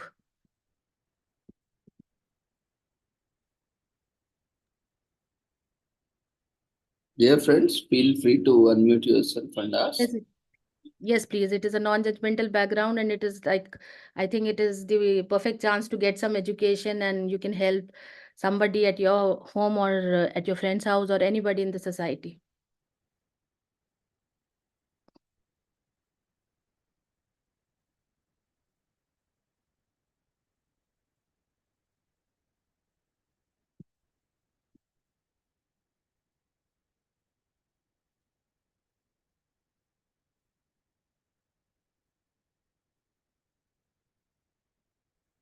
I think there are no further queries. I think there are few appreciation messages in chat box. It was really insightful presentation. The way it was presented was in a very simple manner. So I think that made it very clear and precise about the topic, and hope everyone enjoyed and very well taken. So we wish you all the success and thank you all the way from joining us and Thank you so much. definitely this really very important uh, topic. And as a social worker, not only psychologists, we have counselors and we have social workers also, community health workers. We can reach out to them. Even we have this greatest dearth of health professionals. Most of the times, the fraternity have been voicing, uh, and even coming to clinical psychologists also, we have just couple of registered psychologists, and most of them are not available. Which are not who most of them are not affordable. Again, this is another concern of especially we commonly see, and most people are want instant results.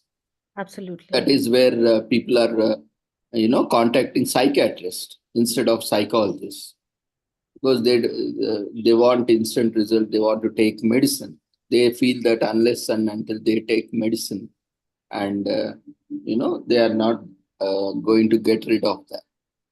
So these things we need patience. We need some time. Everything takes time.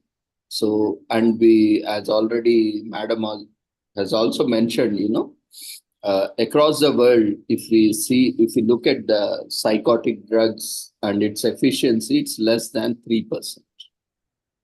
True. And the psychotic drugs abuse is that much high, 97% of abuse. That is quite dangerous for anyone. It can alter the brain neurotransmitters, the functioning, and it can altogether create a new problem which doesn't exist in the very first place. So always reach out to the counselors, to the psychologist, if possible, to clinical psychologists if they are not available or not affordable, not accessible. You can also always reach out to counselors in other settings, and even you can reach out. The major problem when we are talking about reaching out someone, Madam has pointed out, when there is something to be discussed, something to be shared, something to be talked, reach out to someone in your family or someone in your friends. Most of the time, that is more than enough. We need to, most of the time, we are looking for someone who can listen to us, who can give time to us non-judgmentally, without judging us, without stopping us, and to vent out our feelings and emotions. It is very much important to find such people within your family, within your friend circle. That will help you a lot. And a lot of tips has been provided by Madam, so you can follow them. And in case of further, any support, you can reach out to Ma'am so that you can get some support. Yes, you can reach out to us. I have provided my mobile number in the chat box. So you can reach out to this number. We have our organization called Nurture Life that we are working on social, emotional intelligence and mental health awareness and suicide prevention. So we provide free services. So anybody, if any of the time you need some help or guidance, you can reach out to us. And like sir said, that it's been believed that nothing can be treated without medicine, but actually mental health problems can be treated without medicine. Give it a try before going to some medication. Give it a try to a psychologist. And yes, it takes time. Yes, it takes time. It is a natural process. It takes time. Your brain accepts some advices. Your brain takes some time to accept some advices, but it is always advisable to go to a psychologist, licensed professional first. And as sir mentioned that yes, we can treat mental health without medicines. So it is always advisable to treat your mental health without medicine first, and let the psychologist decide that whether you need some support or not. Thank you very much, Dr. Ravinder, for giving me this opportunity to present my point of view on this topic, and it was a wonderful experience. Thank you so much, everyone, for giving your ear to it and listening to it so patiently. So thank you so much. Thank you, ma'am. Once again, we wish you all the success in your future endeavors and look forward for more sessions. And we also thank our beloved friend, dear Matt, for inviting you for this session. Thank you once again, both of you. Yes, Matt has been a great friend and a great team member, and it's like pleasure working with him. So thank you, Matt, for providing me this platform, and you can share my PPT as well in the chat box, so the sir can share it with other people. So you can share this PPT with other people, Dr. Ravinder. Sure. Thank you so much. So thank you once again, everyone. So we'll move on to our next session after these both of these wonderful sessions.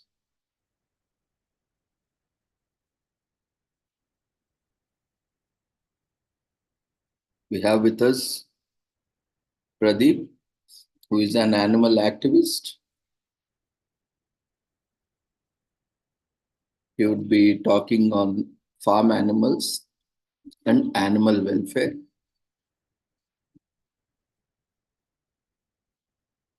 He is very much active in animal welfare. As we have already mentioned, we have a special theme on animal welfare and sustainable development. So over to you, Pradeep, for your session. Yeah, thanks a lot, Ravindra sir. A very good evening, one and all. Myself, Pradeep. I work in the animal welfare. So in more than 8 years, I've been in the field of animal welfare in different spheres, whether it be rescues, awareness, and also advocacy. So without getting delayed, today I'm going to talk about farm animals and sustainability. So let me share my screen.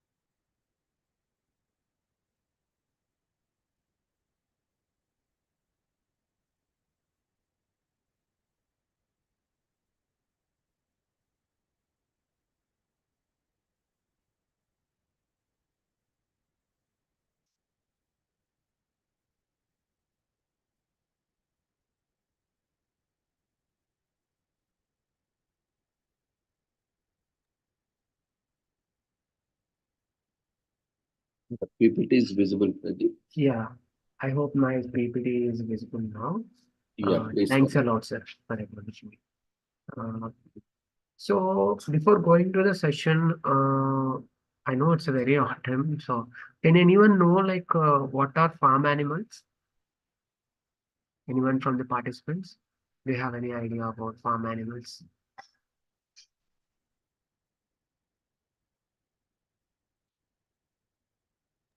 Yeah, friends, kindly be proactive. You can unmute yourself and respond.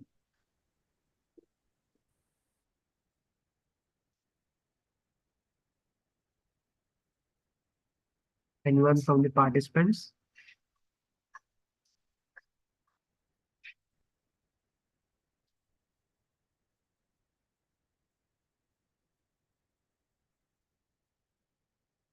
Okay, fine. So farm animals are the animals which are raised humanely and kept for agriculture purposes.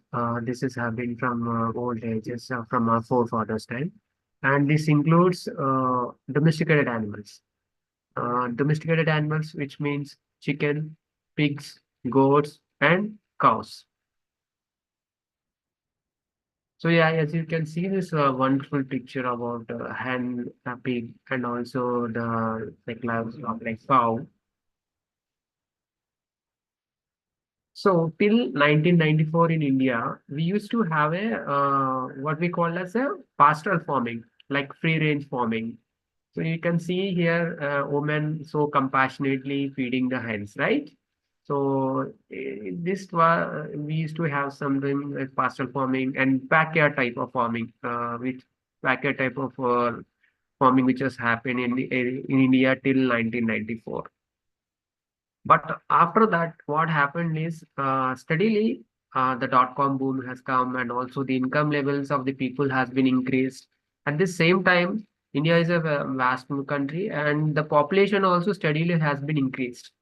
So, which in turn, which has increased the demand of meat and dairy products in India. So, in order to substantiate the needs of the growing population and also in order to feed them, so India has uh, shifted radically from the pastoral farming mechanism to industrialized animal agriculture.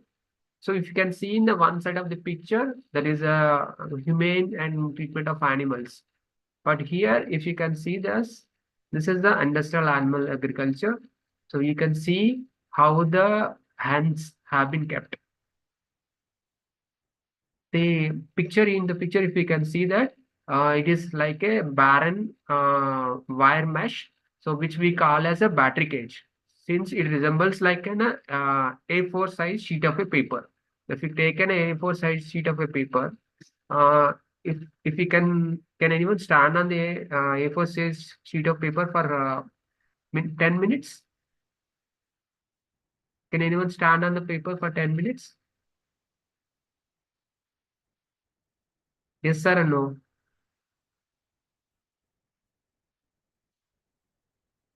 Okay, fine. So it is very difficult to stand on a A4 size sheet of a paper for 10 minutes.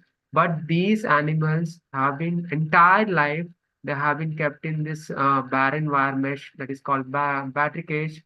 So where they are unable to move around, they are unable to spread up their wings.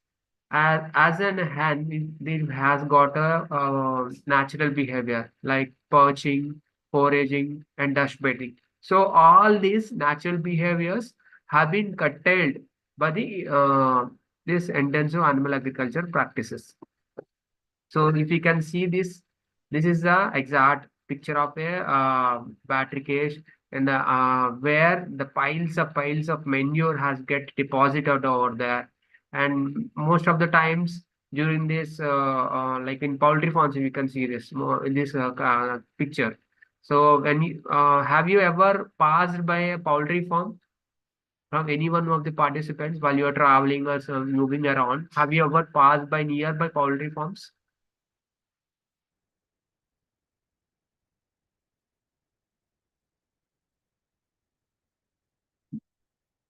We'll get a lot of pungent smell, right? We get a lot of unpleasant smell.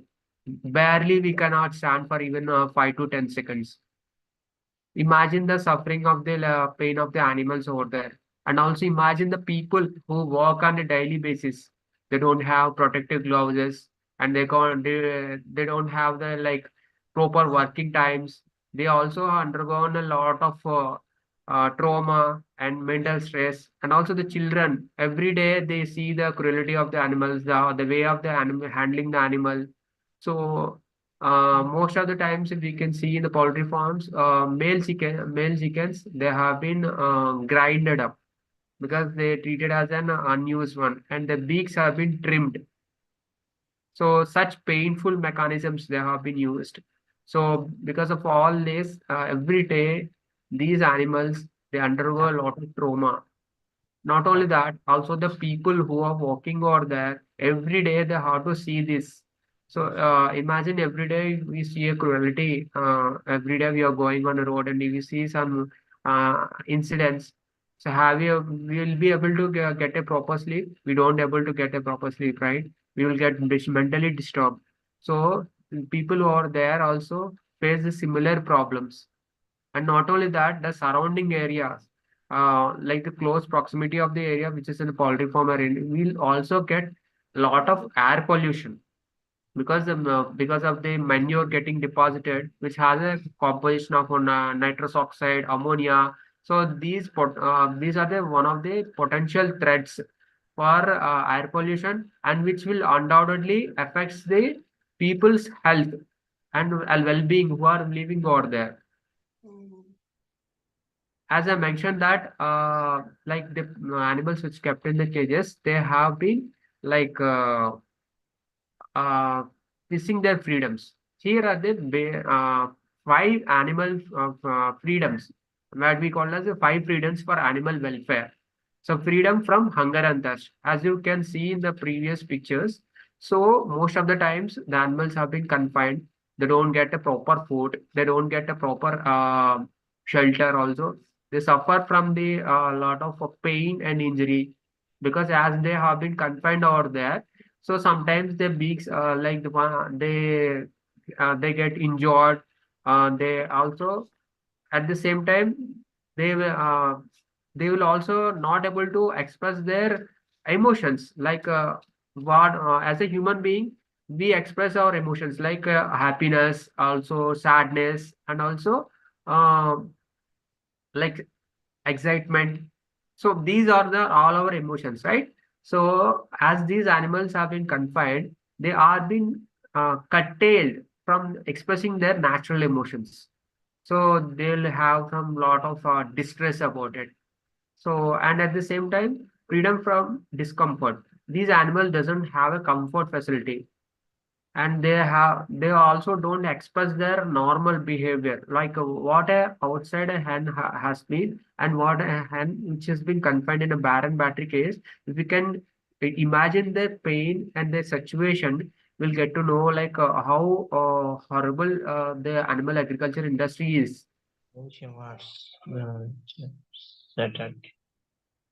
And you can see not only that, you can see in the animal agriculture industry, we have a dairy sector also.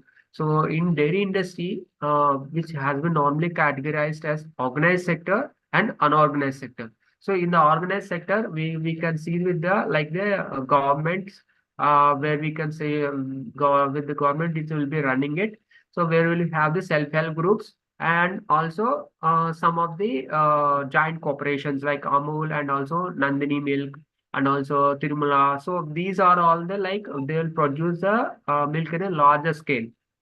And we have the unorganized sector like the farmers who used to who actually take the well-being of these animals and also supply milk to us like milk vendors.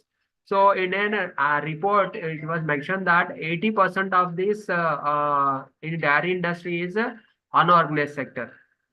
But when you see in this like in the heavy animal agriculture industries, lot of the times they have been given the oxytocin, which is called which is a banned Schedule H drug.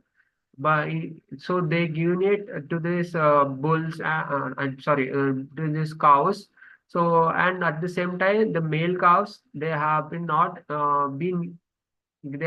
provided proper nutrition, and they have been separated from their mothers. Imagine a human baby separated from their mother. How painful it will be, how traumatic it will be. The same thing will happen for the animal too. And we all aware of the sustainable development goals. So if you are seeing the screen, these are the all the 17 sustainable development goals.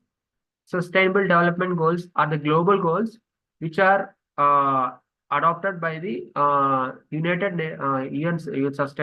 Nations to end the poverty, to achieve peace and prosperity for all living beings.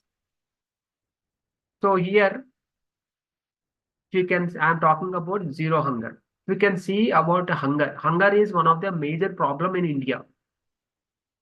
See, we have all the production methods. We got we even meal production is, we are all like we got as wide revolution and all. We provide for like everything is there. But why in India only one section of people are able to get the food, and the other section of people are still not able to get one meal per day? Do you know that what is the reason for that? It's because of the industrialized animal agriculture practices. Much of this food has been fed to the livestock. And if you can see the global hunger index, as per the previous year report, India was ranks around 111 out of 125. And moreover, you can see that more undernourishment. It stands for 1/3 of the children are undernourished. And if you can see in India, a lot of the food also have been wasted. Many even in parties or any like marriages or any ceremonies and all. Lot of the times the food has been getting wasted, and even it's been thrown into the garbage. With that food, if the food wastage has been provided, most of the people will get a proper food. And at the same time, if the agriculture sustainable practices have been incorporated, people were able to get the required food, and the children will also not have these malnourished problems. So when we talk about the good health and well-being, we all need a good health. Even I also need good health. Everyone need a good health. But because of the unsustainable production methods and unsustainable practices which is happening in animal agriculture industry, lot of the times everything is interlinked. So we seen the COVID situation, right? COVID is not the only zoonotic disease pandemic. There are many of the diseases in India which has happened. One such thing is in 1994 in India was witnessed with a disease called plague that especially happened in the states of Gujarat, Maharashtra, and New Delhi, leading to the quarantine facility. Extreme procedures were followed, and nowadays we have that vaccine for that. At that time, there is no vaccine. Many people have been died because of the plague. Similarly, there are many other epidemic diseases, like we have dengue outbreak in India, and we have in 2006 H5N1, that swine flu outbreak in India, and at the same time 2008 H5N1 outbreak in West Bengal, 2015 again swine flu outbreak in Pune, and 2018-2021 Nipah virus outbreak in Kerala, and 2020 we have COVID.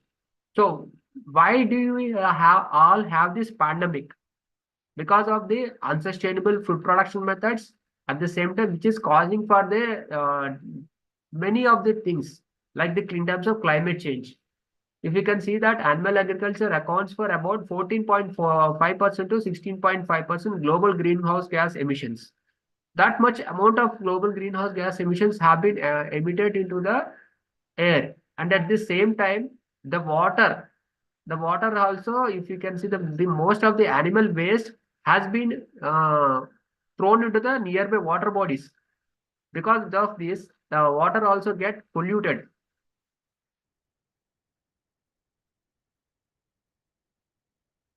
So we all know today is the World Water Day, right? We actually, everyone talks about World Water Day, and everyone like says that we need to conserve water. But do you know that 785 million people still in India, especially people living in villages, still suffer to get one drop of water. Today, many of the people travel miles and miles to get one bucket or one vessel of water. Because why it is happening? Because we are developed. India is very developing, and we have we have many technologies developed. But why now in India why we are facing a water crisis. The city of Bangalore, we call as the Silicon Valley of India. Why it is now has been facing acute water crisis. There are multi-variable reasons. I'm not going to in depth. One of them is like illegal construction of houses, and also occupation of the rivers and nalas, and at the same time misutilization of the water bodies, lack of conservation of rainwater, and other thing is which I have been mentioning is industrialized animal agriculture practices. So these all has make these are all the possible reasons for water scarcity in India. In future, we also have water wars too. The thing is that we need to adopt sustainable practices to combat it. This is the picture. You can see that how much amount of water have been utilized for production of the 1 kg of food. If you take a chicken, for producing a 1 kg of chicken, it requires around 4,325 liters of water. That means it can for feeding it, for cleaning it, also for maintaining the cages and everything. That amount of water has been wasted, which has been not utilized also. That water cannot be utilized for any agriculture purposes too.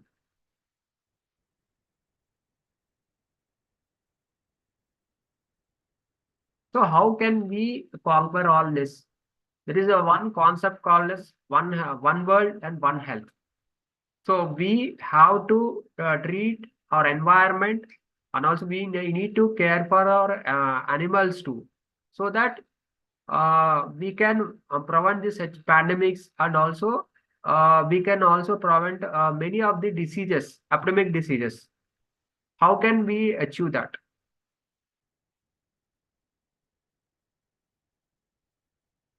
So these are the possible factors, like as I mentioned, air pollution, we have which negatively affects it, and climate change. Every year we see that Earth is getting warmer, and these are all human-induced ones. These are not the newer one. These are all we can see the heat waves and also floods, cyclones. And as I mentioned, the pollution, animals and humans get exposed to wide range of chemicals, especially in industrialized factory farms, and daily lives they get miserable. Water pollution, as I mentioned, that because of the effluent, waste effluent, they get deposited into the water. So which affects the lives of the aquatic animals like fishes, and it becomes very difficult to survive. And finally, in order to have a sustainable in order to have a very good healthy environment, being in animals or human health, also environment, one need to adopt a sustainable foods. That means plant-based foods. Plant-based foods are nothing a newer concept. It's been there in our traditional diet, like the food we take, the vegetarian food, excluding the meat and dairy products, the fruits, vegetables, nuts, everything. They can feed the billion of our population. At the same time, they can also save animal lives and also protect from epidemic diseases. Okay, if you are not unable to reduce the meat and dairy consumption, you can opt food source from the meat and dairy products from free range farming, like the traditional old farming methods. In that way, you can support a smallhold farmer. Because of the intensive animal agriculture practices, the smallhold farmers are unable to sustain, and moreover, they are migrating to nearby cities and towns. So for them, you can give them one livelihood. If you can buy food source from the meat, dairy products, vegetables, whatever it may be from the smallhold farmers, you are financially helping them, and their family can survive, and they can also educate the children. And finally, remember, the choices made in our dinner plate will not only affect our health and well-being, but also for environment and animals too.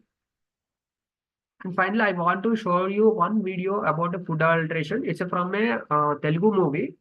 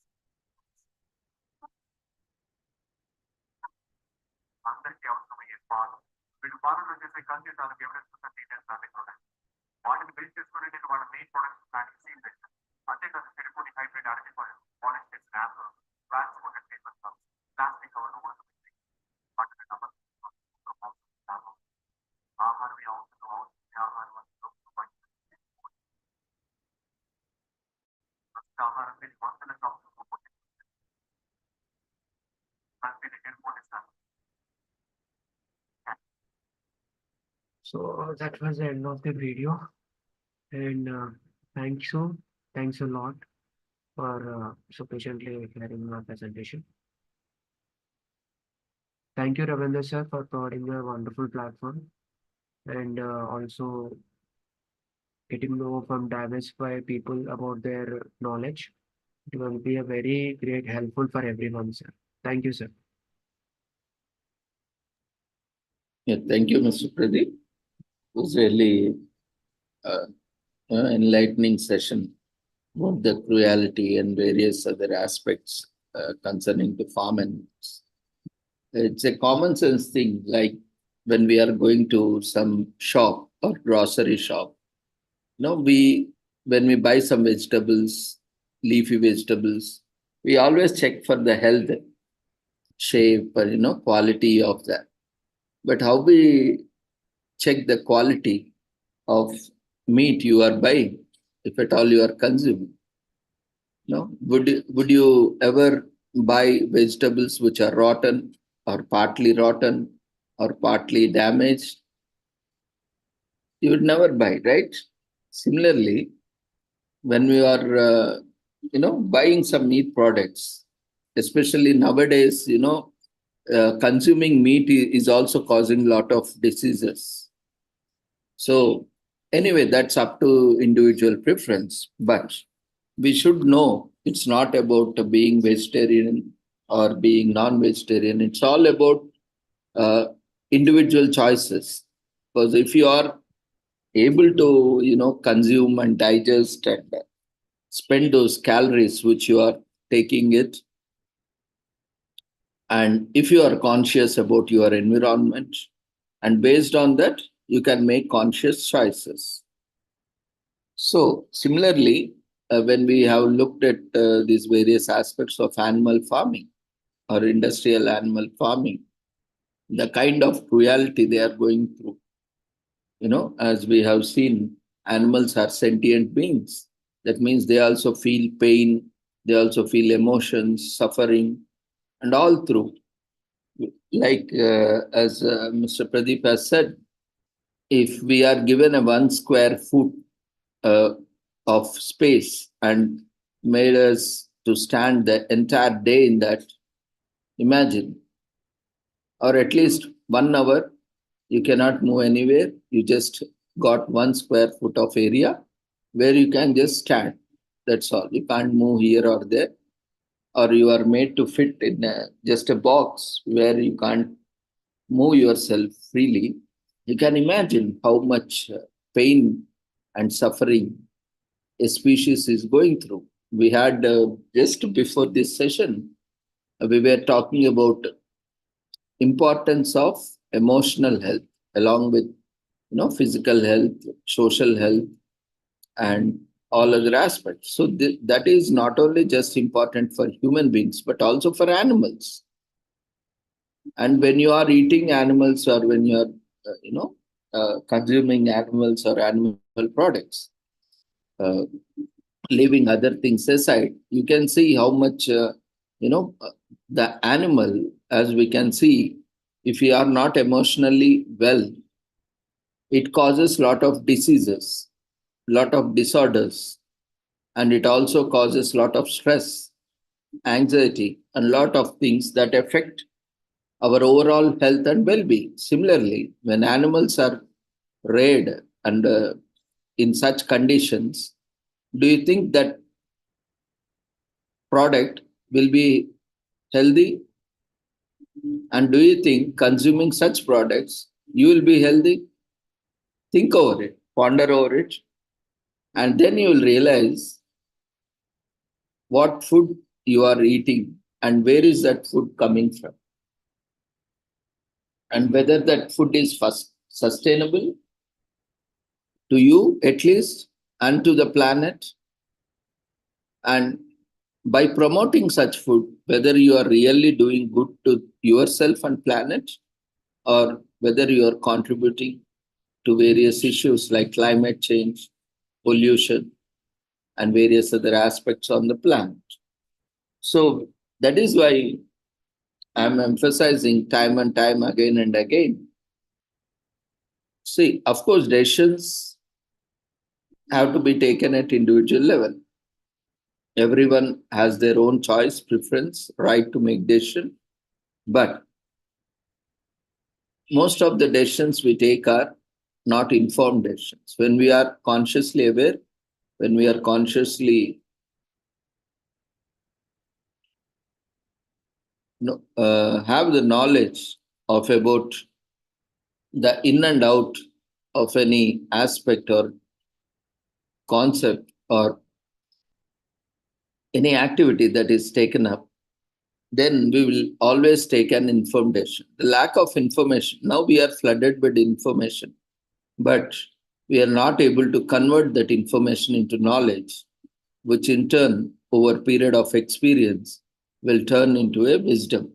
So due to lack of that knowledge and wisdom, And due to lack of time, patience, and all other things, we are not able to think over the health and well-being of ourselves, which is directly and indirectly dependent on plant and animal health. So today is we are also commemorating Water Day. So that in that context also, we are very much conscious about how water is being consumed, the availability of water, and how better on this occasion of World Water Day. And this year, the theme is also water for peace, because there are a lot of struggle that is going on for water, among the countries, among the states, and among the regions. There is a great demand for water, and they are fighting for water because water is very limited resource. And even within the available water resources, we are polluting water. We have just 1.3, we have just 1% of the fresh water. 1%, yeah. Out of 3%, we have only left with 1% of fresh water. So 2% of the freshwater resources are already lost. Now hardly we are left with 1%, and within that 1% also, most of the water is polluted, either with industries or either with agricultural, pollutants like fertilizer use and defecation and all these things, and industrial waste through cleaning or through release of chemicals, and through animal farming, like letting out the waste, excreta, and all other to the water bodies. Even that also we have polluted, and we are polluting. Even I also recently observed, the water crisis is not just in metro cities. It is even in villages, remote villages. Earlier, I saw villages where there was no water, but at least somehow they could fetch water by traveling, thousands and thousands of kilometers. But today, even in some of such villages today, even though there are no water sources, but bottled water is available. The kind of commercialization that is happening towards water. Even today, there is no natural source of water there, but this bottled water is available, and we are paying for it. Why I am mentioning this is, see, we are misusing, we are abusing the water sources, and we are not able to utilize them, proper channel them. And today we are paying. Without water, we cannot survive. And imagine how much every household is paying daily. Daily, as per World Health Organization, we need to drink 5 to 7 liters of water. That is the required, adequate amount, happy amount of water that we need to consume. Otherwise, there are a lot of consequences that we need to face, including, hydration, dehydration, and all sort of things. And for kidneys also to function properly, we need to have enough water so that kidney removes the waste toxins from our body through urine and other mechanisms. But how much water we are consuming? And imagine if a family of 4 or 5 have to drink 5 liters of water, a 20-liter water can, how much it costs per day? For a family, every day, they need, only for the drinking purpose, they need to buy one 20-liter bubble can. And imagine for other purpose, how much they need to spend. So this is the cost we are paying for our indiscriminate use of natural resources. We have abused, and we are continuing to abuse, misuse, the natural resources for which we are paying today. And there is no drinking water. Even metro cities, we are struggling. Most of us are buying this RO water or mineral water. And because the existing groundwater is not drinkable, they are also polluted. They are either with high acidic value or high pH value, or they are polluted or they are salty. Now, what we have done with our natural resources, and today is what we are paying for. So, all these are because of lack of informed decision, indiscriminately taking decision without knowing the consequences is what today we are paying for. And this is the time, where social workers or community health workers or, community workers have a greater role to play now, because there are a lot of challenges. There is no pure air to breathe. There is no pure water to drink. And there is no pure food to eat. It is not just in one country. Across the world, there are various challenges. And even if they are available, the affordability, accessibility matters. And imagine where a person doesn't get free air, free water, free food. And even if it is not free, if it is not affordable, if it is not easily accessible, how would they survive? We have seen a lot of hunger deaths that are happening. Even we have seen the statistics as presented by Mr. Pradeep. Malnutrition. The total global production of food grains is 6 times more than the demand. We are producing 6 times more than required, but still we see hunger deaths.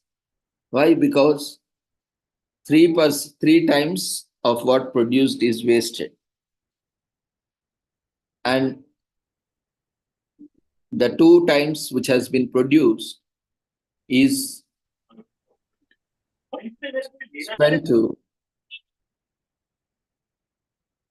spent on animal farming. So most of the produced products are wasted at various levels and also have been fed to animals, which in turn is used as food. So imagine by cutting down or by being vegetarian, you are not only saving by just eating 1 kg of chicken. If the same grains which are used and the same resources which are used to produce 1 kg of chicken, you have seen how much water, more than 4,000 plus liters of water can be saved, which can be consumed. Can you imagine how much, if you take 5 liters per day, how many days you can consume that water instead of raising 1 kg of chicken?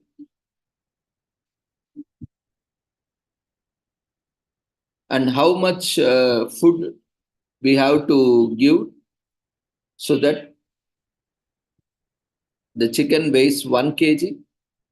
Have you ever thought of it? How much feed we have to give? So all these are various aspects we do not, we somehow unconsciously, we don't think of it.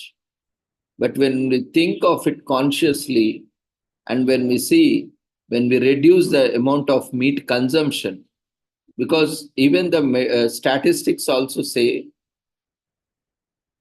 across the India, the malnutrition is high and undernutrition is high in those people who eat meat products. So it is a greatest myth that only if you eat meat products, you will be healthy.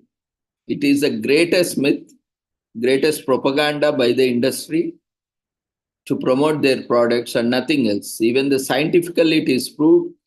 Across the India, we have been distributing eggs as part of National Health Program. We have been distributing, meat products and including meat in the diet. In spite of that, we have seen many children, many adults are suffering from malnutrition and undernutrition. It is as per the statistics, official statistics, we can see. So it clearly says that it is a greatest myth that only if you eat non-vegetarian or meat products, you will have that nutrition. Instead of that, you can go for other available products like plant-based protein is there. Soya is a wonderful thing. And with soya, you have a lot of products like if you want like a meat-like feeling, you can always consume this meal maker or tofu. And all such alternatives are there, which in coming days, Pradeep will be focusing in coming sessions. So all these will help us to move towards a sustainable planet. We all need to contribute. This decade is the decade of restoration. Beyond this, if we don't take action now, if we don't act now, then there will be no future. And today there are reports saying that by 2100, human beings are going to become extinct. Now what we will do? We are developing so many cities. After 2100, there will be not a single person on the planet. Now what we are going to do with all this infrastructure? We need to question ourselves. Without that, indiscriminately exploiting the natural resources, and soon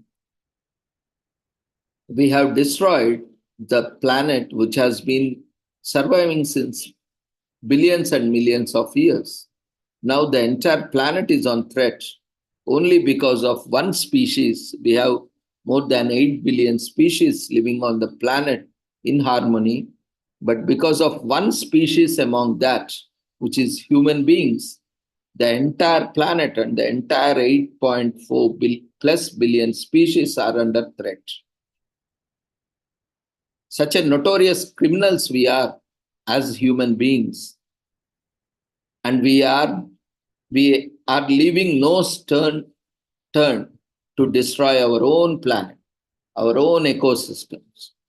Now, this is a high time for not only social workers, for community workers and health professionals and everyone, because this is not a one-man job or a one-woman's job.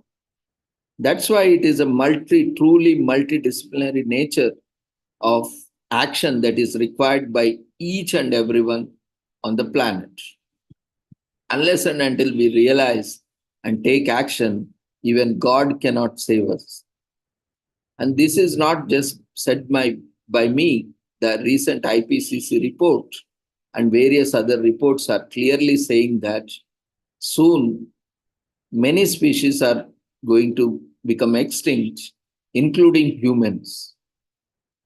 And whatever all we are publishing, pandemic of publishing what is going, the trash that is being published of all nonsense, without considering our ancient traditional knowledge systems and without following our ancient medicine and all, whatever we are creating is creating a disaster only.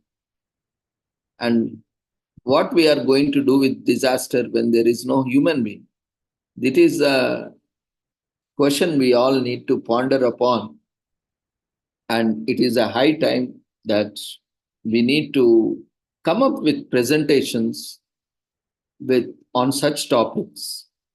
We have to go out of box, out of our comfort zone and come up with diverse topics, diverse research areas where we need to focus on them. So thank you once again, Mr. Pradeep. It was very thought-provoking. We need to come up with more and more of such research, being social workers and, being community workers, we have a greater role to play than anyone else. Thank you once again, wishing you all the success. Thank you, sir. Thanks a lot. And more and more, people will involve in because it's not only one related to one particular section of the people, but there should be something called interconnectedness. It's a diversified section of the people has to come forward so that it to protecting our mother earth and also the planet and animals, the species, and also the future generations. It all lies in our hands. Thank you, sir. Thank you once again for the opportunity. Yeah, rightly said, Pradeep. So let's all together in this World Social Work Day and week and month, let's all reiterate the need and necessity for a multidisciplinary approach, and let's all recommit ourselves for a better planet and better world. And now we will move on to next presentation. The presenters who are waiting for their presentations can share your details in the chat box. There are a lot of presentations, so because of that we have tried to accommodate all the presenters. Still, there are 25% of more presenters left. Those who could not find place in the schedule or unscheduled presentations can also share your details, as we observe that many presenters who haven't turned up, so there is a lot of space available for others. You can utilize this time and space available and you can make presentations. So don't wait for your scheduled time. So whenever we ask you to share your details, on that day you try to share the details and complete. We will be taking it, though the schedule is there, which is tentative. That means we try to see where we can allot time and how much time on each day we could take. And the entire schedule has been prepared based on the participants' preference, presenter preference only. But we could not give the same time as requested, but the same day we have ensured that we gave the same day as per the schedule. So for those who opted for different day at a later date, see, already the day has passed, so we have kept on the very next day. So all that schedule was based on the presenters' preference only. But in spite of that, we see a lot of presenters not turning up and losing their opportunity. Anyway, that's a different thing. Anyone else would like to make presentations? You can quickly share in chat box. So we'll take it up. Otherwise, we'll move on to commemorations. Once commemorations has been taken up, then we shall close the session. So today we are celebrating World Water Day. So we will we'll discuss or we'll disseminate some information on World Water Day. And there is also one or two other commemorations at international level. And then we'll close the session for the day. So I'm once again calling all the presenters who are waiting for the presentation today.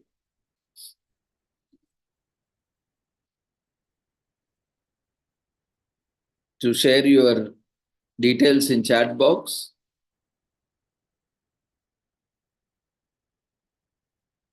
And those who have missed for them, those who would like to make presentations or those who have missed, there are many presenters who have registered but could not present. For all those, we are planning to have a special session on Sunday, that is 24th, day after tomorrow, at 2 p.m. So whoever has missed their presentations on 19th, 20th, 21st, 22nd, and 23rd, so all these days, they can utilize this special session on 24th, that is on Sunday, from 2 p.m. onwards. The regular session will be there from 6 p.m. And as every day, we have scheduled some sessions. So all those who have missed your sessions, presentations, can utilize that day in that time to complete your presentations. After that, no opportunity shall be given again for the presentations. And those who miss the sessions from 24th onwards, 24th and 25th, and due to genuine reasons, we will give opportunity on 26th. That will be limited presentations. So as we are running out of time and days, we request all the presenters, scheduled and unscheduled, to immediately make yourself available from 6 o'clock, join at 6 o'clock, and share your details so that as per the queue, we will invite you for your presentation. So as of now, I don't see any presentations list in the chat box. So we'll move on to our commemorations.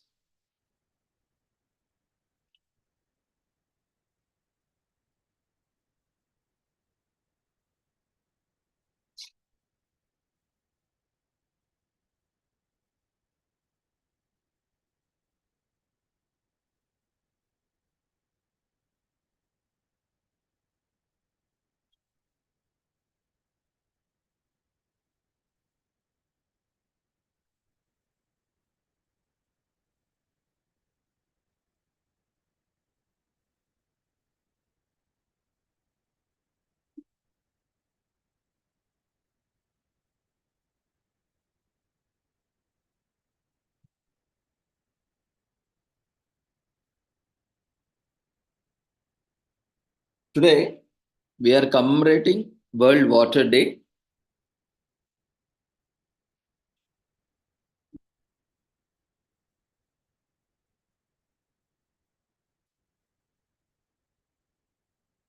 With the theme for 2024, Water for Peace. Every year, on 22nd March, World Water Day is celebrated across the globe.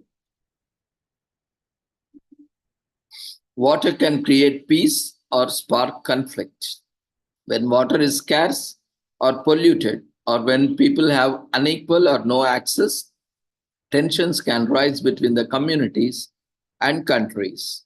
More than 3 billion people worldwide depend on water that crosses national borders. Yet only 24 countries have cooperation agreements for all this shared water.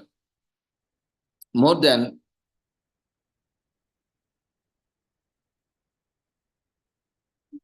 8 billion people face the consequences of water shortage across the world in various forms through climate change and so on. As climate change impacts increases and population grow and exploded, and we have seen recently cross 8 billion population, and India being the highest populated world in the world, surpassing China recently. There is an urgent need within and between the countries to unite around protecting and conserving our most precious resource. Public health and prosperity, food and energy systems, economic productivity, and environmental integrity all rely on a well-functioning and equitably managed water cycle. So the theme of the World Water Day 2024 is Water for Peace. When we cooperate on water, we create a positive ripple effect, fostering harmony, generating prosperity, and building resilience to shared challenges. We must act upon the realization that water is not only a resource to be used and competed over, it is a human right intrinsic to every aspect of life. This World Water Day, we all need to unite around water and use water for peace laying the foundations of the more stable and prosperous tomorrow.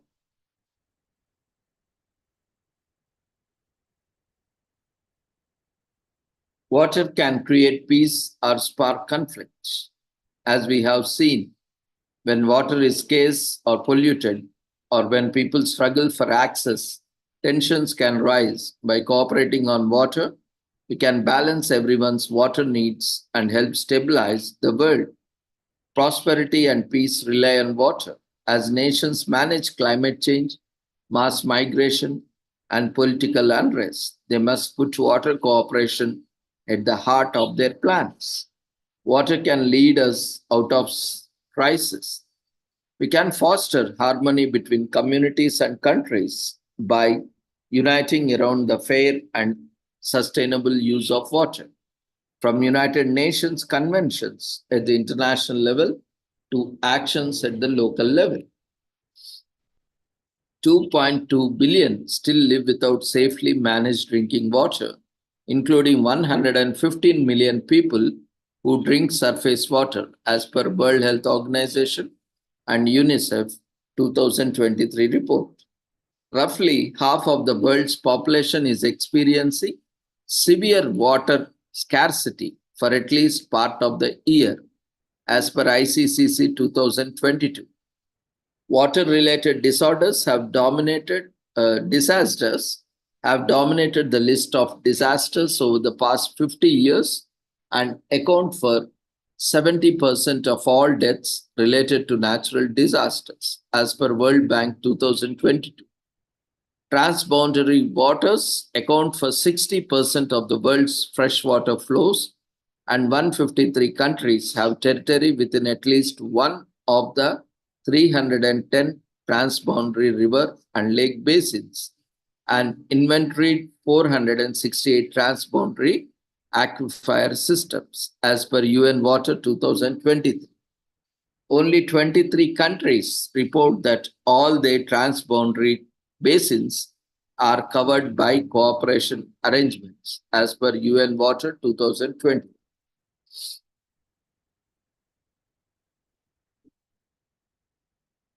So the UN flagship report on water and sanitation is launched every year on World Water Day 22 March. The 2024 edition will explore the theme of the water for prosperity and peace and has been launched today with the name UN Water Development Report 2024.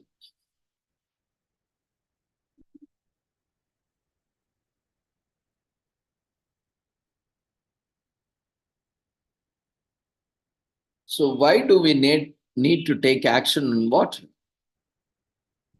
Access to water is a human right. Yet, 2.2 billion live without safely managed drinking water services, without devastating impact for their lives and wider security, which causes devastating impacts. A well-managed water cycle underpins progress across the 2030 Agenda for Sustainable Development, particularly in relation to hunger, gender equality, health, education, livelihoods, sustainability, and ecosystems. Water is also the heart of adaptation to climate changes, serving as a crucial link between the climate system, human society, and the environment. Without proper water governance, there is likely to be increased competition for water between sectors and for an escalation of water crisis of various kinds, triggering emergencies in a range of water-dependent sectors. World Water Day celebrates water and inspires action to tackle the global water crisis. A core focus of the World Water Day is to support the achievement of Sustainable Development Goal SDG 6, water and sanitation for all by 2030. World Water Day is an annual United Nations observance held on 22nd March, focusing on the importance of fresh water, coordinated by the UN Water and led by one or more UN Water members and partners with related mandate. In In the lead up to the 22nd March, people and organization public campaign hosting World Water Day events and promoting the theme through communications, advocacy, and social media. On the day itself, UN World Water Development Report is released, focusing on the same topic as the campaign and recommending policy direction to decision makers. The campaign reaches a global online audience of billions and engages thousands of people on the ground in conversation and debate, being raising awareness and informing decision making across the world. UN Water, the UN Interagency Coordination Mechanism on Water and Sanitation, leads on World Water Day every year, which is coordinated by one or several UN water members and partners and a dedicated task force in support of UN member states and other stakeholders.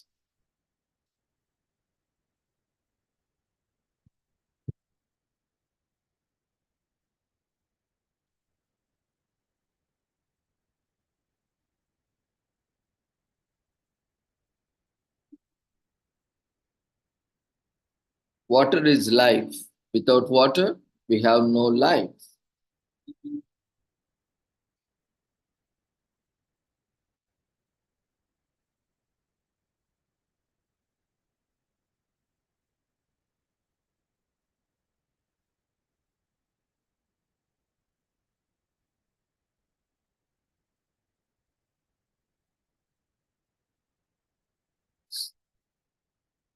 An estimated 700 million people live without clean, accessible drinking water, and drinking contaminated water can lead to a host of life-threatening diseases, which may seem like a third world problem.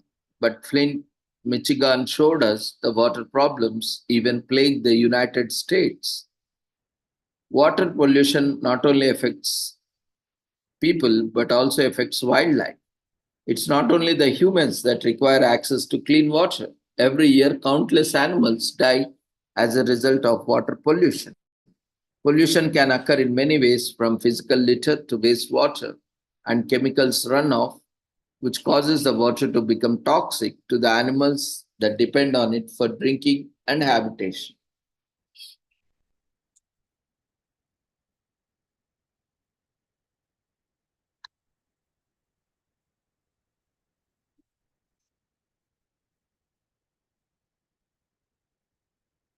Today is also commemorated as International Seal Day on 22nd March. It is a day set aside to raise awareness about seal conservation around the world. Seals belong to suborder Pinnipedia, order Carnivora. Pinnipeds, commonly known as seals, are widely distributed and diverse clade of carnivorous, fin-footed, semi-aquatic, mostly marine mammals. They comprise the extant families Ovinidae, whose only living member is the walrus. Oteridae, the eared seals, sea lions, and fur seals, and Phocidae, the earless seals or true seals. Seals range in size from 1 meter to 45 kg, Baikal seal to the 5 meters 16 feet and 3,200 kg, southern elephant seal male, which is also the largest member of the order Carnivora. Several special exhibit sexual dimorphism. They have streamlined bodies and forelimbs that are modified into flippers. Though not as fast in the water as dolphins, seals are more flexible and agile. Otarids use their front limbs primarily to propel themselves through the water. White phocids use their hind limbs. Otarids have hind limbs that can be pulled under the body and used as legs on land. Otarids have visible external ears, while phocids lack these. Pinnipeds have well-developed senses. Their eyesight and hearing are adapted for both air and water. They have an advanced tactile system in their viscous or vibrissae. Some species are well adapted for driving to great depths. They have a layer of fat or blubber under the skin to keep warm in cold water. All species are covered in fur. Seals mainly live in marine environments, but can also be found in freshwater living. Pinnipeds mainly inhabit polar and subpolar regions, particularly the North Atlantic and the North Pacific and the Southern Ocean. They are entirely absent from the Indo-Malian waters. Monk seals and some otarids live in tropical and subtropical waters. Seals usually require cool and nutrient-rich water with temperature lower than 20 degrees Celsius. Those that live in warm or tropical climates live in areas that become cold and nutrient-rich due to current problems.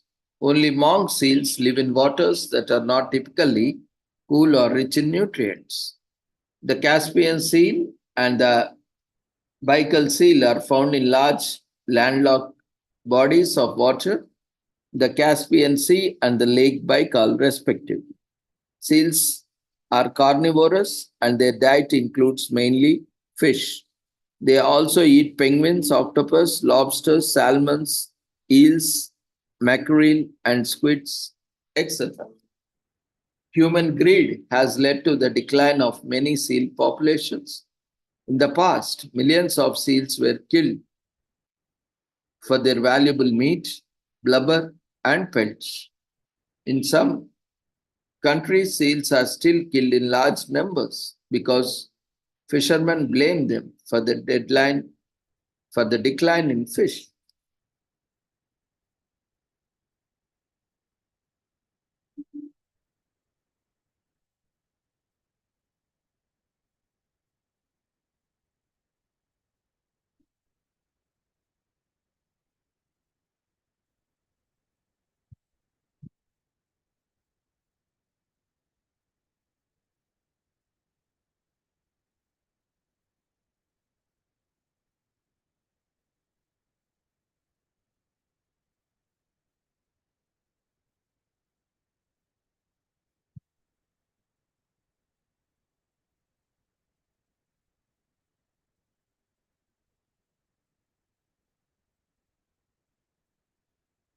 There are various species, more than 33 kinds of seals.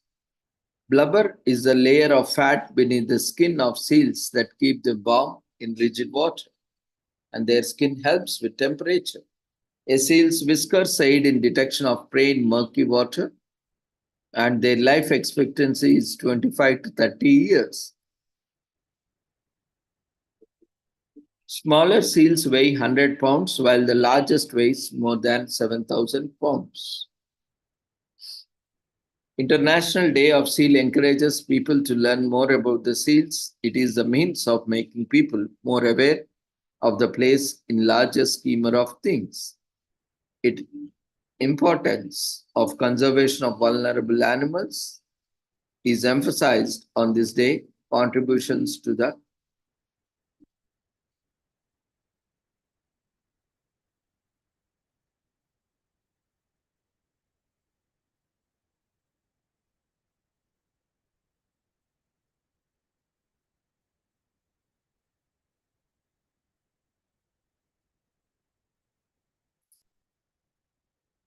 So this day encourages study and encourages conversation and conservation.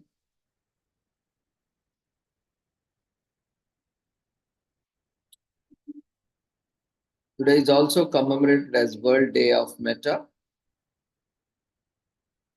The occasion is to remind the humans about the love and acceptance for others and themselves, while also taking a moment of quiet introspection. Metta is principle under Buddhism.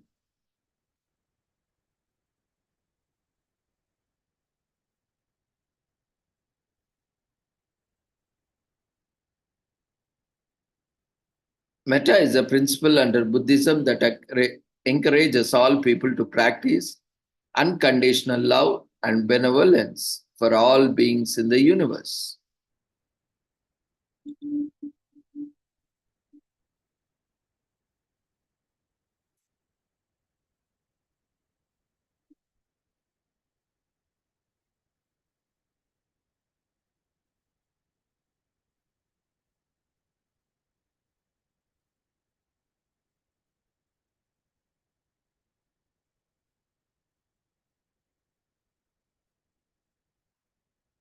Regardless of your fate, take this day as a chance to reflect on the power of love that can change the world. The term metta means benevolence and love for all living creatures, including others. The World Day of Metta calls for the people from all walks of life to take an hour or two of their day to practice maths meditation, meditation. This is to take place from noon until 2 p.m. local time. Some people use the time to do silent meditation, while others feel that their benevolence is something they need to put into practice with other principles.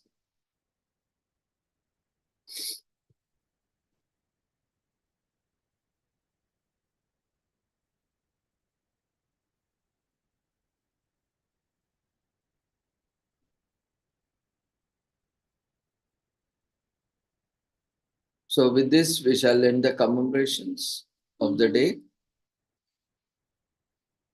So thank you everyone for joining the 4th day of International Conference.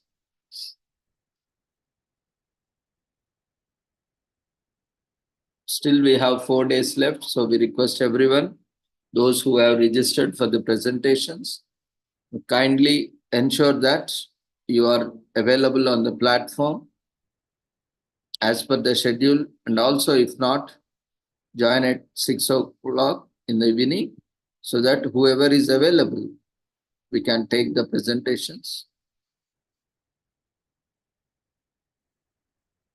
So see you all tomorrow with the same link.